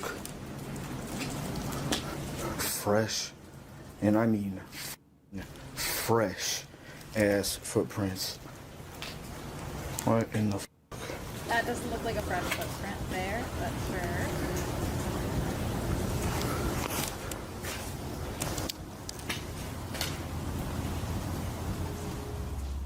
These were not old marks left behind days ago, but clear only super recent mega lung cancer. impressions. Up to that point, the building felt abandoned. Instead of leaving immediately, Chris decided to follow them. Scattered around were signs that someone had been there recently. Food wrappers, supplies, and small items that didn't belong to the original building. Then came the moment that changed everything. While moving through one of the darker sections, he suddenly noticed a light. Oh, shit. What? Uh-oh. Oh, shit. Were the footprints the coffers?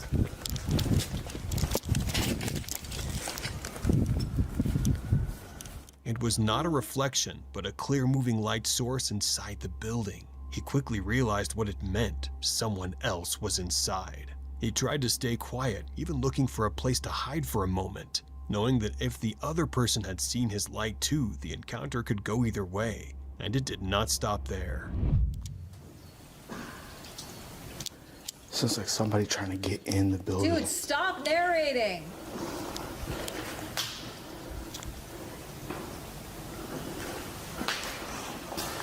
Listen. Why are these people allergic to a voiceover? Every time. Every time.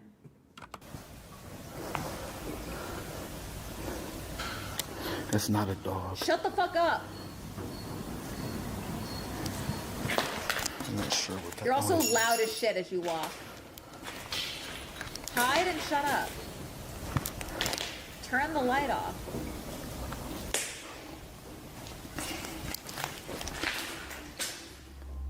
Soon after, more sounds echoed through the building. It wasn't clear if it was the same person moving around or someone else He's driving me entirely, insane. but the noise did not feel distant anymore. That's when the entire tone of the exploration changed. Even as Chris continued moving, trying to stay calm, the tension didn't go away.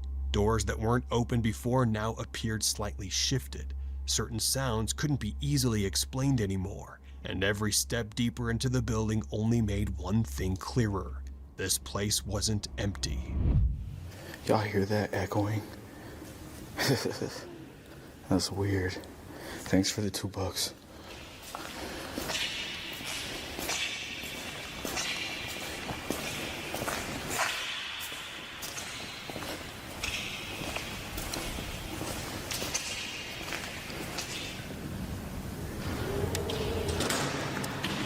That's the wind. What the f? That's the wind. Yo, that is weird. I hope y'all heard that.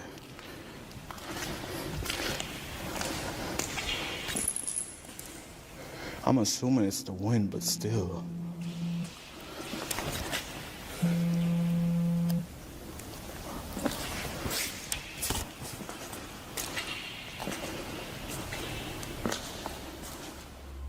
Eventually, after pushing further than most people probably would, the realization fully set in. Between the fresh footprints, the scattered signs of recent activity, and the unexplained movement inside the building, it became hard to deny what was happening. Someone had been there before him, and at that moment, someone was still there with him.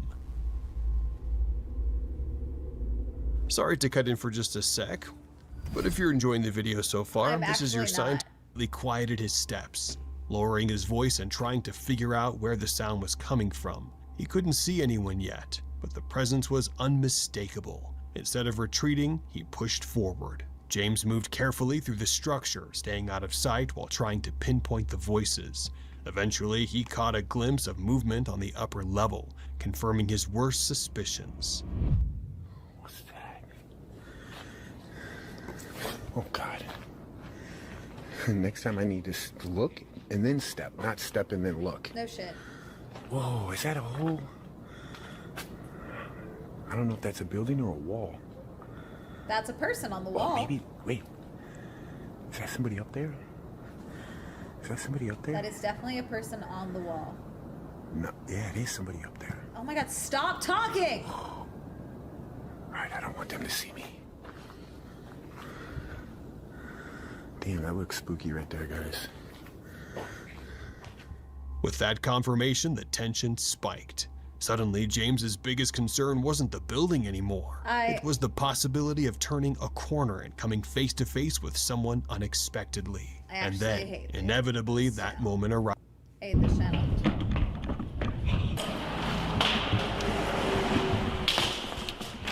The sudden realization that they were not alone inside the building, and that single moment completely shifted the mood from exploration to immediate fear. Yo, I don't know about stepping over here though. Cause that collapse looks wild.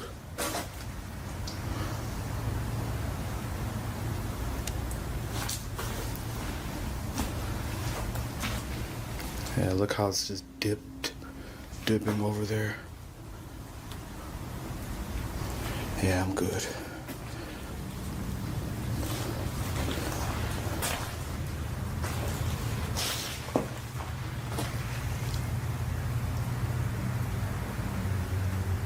There's a replay over here. For the person?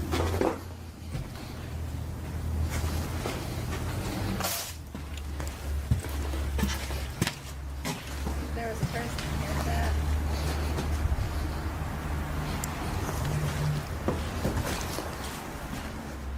The air grew heavier, the silence between the noises stretching just long enough to make him doubt what he'd heard. Things got even worse when he moved down into the lower level of the church. The entire atmosphere shifted. It felt colder, heavier, Even for a church, and a this is strange big. fog hung in the air. Visibility dropped, and everything about the space felt wrong. Then, suddenly, Chris froze.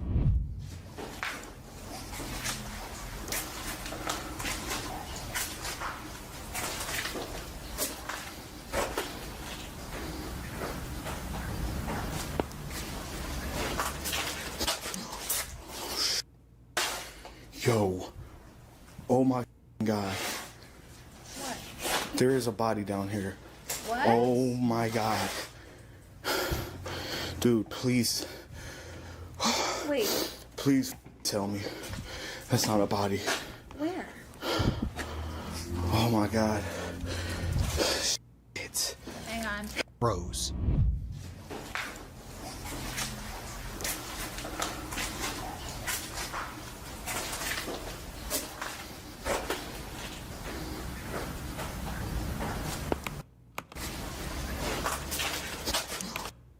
Does he think this is a... Oh, this right here. This does look like a leg. I thought this was a hand, but this looks like a leg. That looks like a foot. Yeah. I think he found a body. Oh my God. There is a body down here. Yeah. Oh my God. Dude, please. Please tell me that's not a body. That looks like it's... That's Oh my crazy, God. because it could be a mannequin. Because it doesn't look like there's decomp, but it does look like it's been there for a very long time. It could be a mannequin. Because if it's that covered in dust, there would be decomp, and it doesn't look like there's decomp. Oh my God, please. I do not need this tonight. Play stupid games on stupid prizes. Go investigate. Sorry, bro. Oh my God. I'm sorry. I'm just seeing all the asbestos and shit, and he's heavy breathing.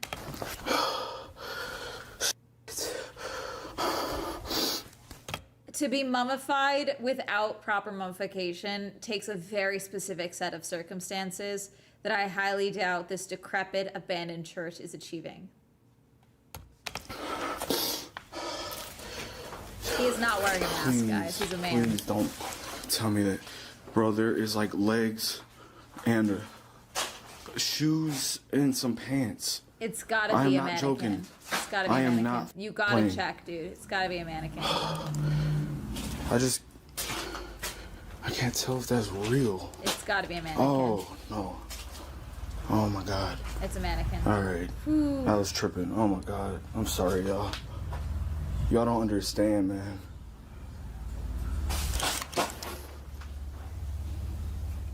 There was something lying on the ground. For a split second, it looked like a body. His reaction was immediate. For that brief... I'm not fucking with him. The location, they stayed outside for a while. Oh, look, a mask. Recording through broken windows children and gaps know. in the structure. Observing the interior from a distance, everything inside looked heavily destroyed, with debris scattered across the floor. Even from outside, the factory already felt unstable and abandoned in a very clear way. Once they entered the building, however, the atmosphere became more intense. The interior was much worse than it had looked from outside, with broken objects and damaged structures filling almost every part of the space. At first, everything remained quiet, and they continued exploring room by room without interruption. Then, suddenly, that silence broke, and they heard movement. You hear that? No. That. That. It wasn't loud, but it was distinct enough to immediately catch their attention. The moment they heard it, they quickly turned and moved back, unsure of what exactly they had just heard. They returned cautiously, trying to make sense of the situation, and that's when something terrifying happened. What the? That was not down before. Are they saying they added the exclamation point there? We moved it. We didn't open it. Oh, the door was open.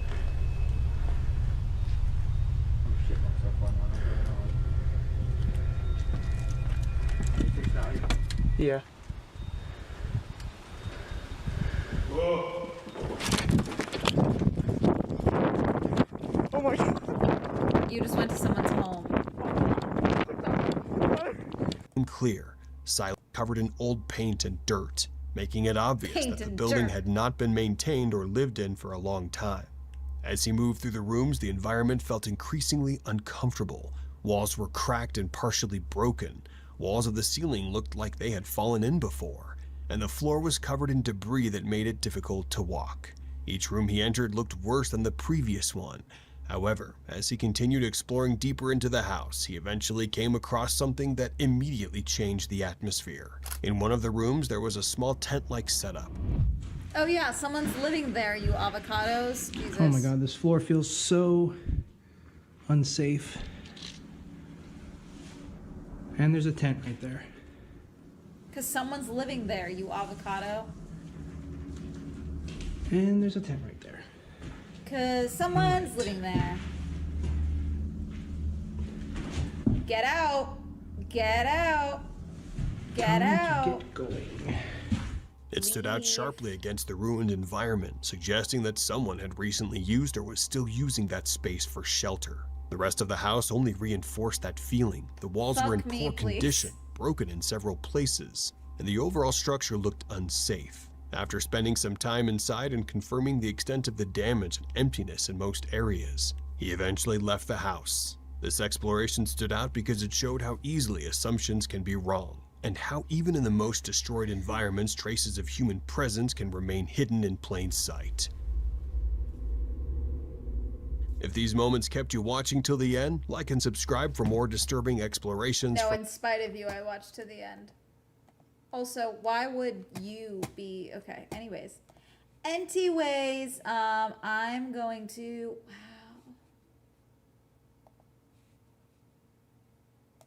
Wow. I'm gonna raid out, edit a little bit, and then I'm gonna go... Okay, Scooter's just talking about Ariana Grande's breakup, which is fascinating. It's Monkey Monday. Have fun with Scoot. Have fun. Bye. Have fun. I'll see you guys tomorrow. Video tomorrow. Don't forget there's a video tomorrow. Video tomorrow. Video tomorrow. Hee wee oo wee oo wee oo. Bye. Bye.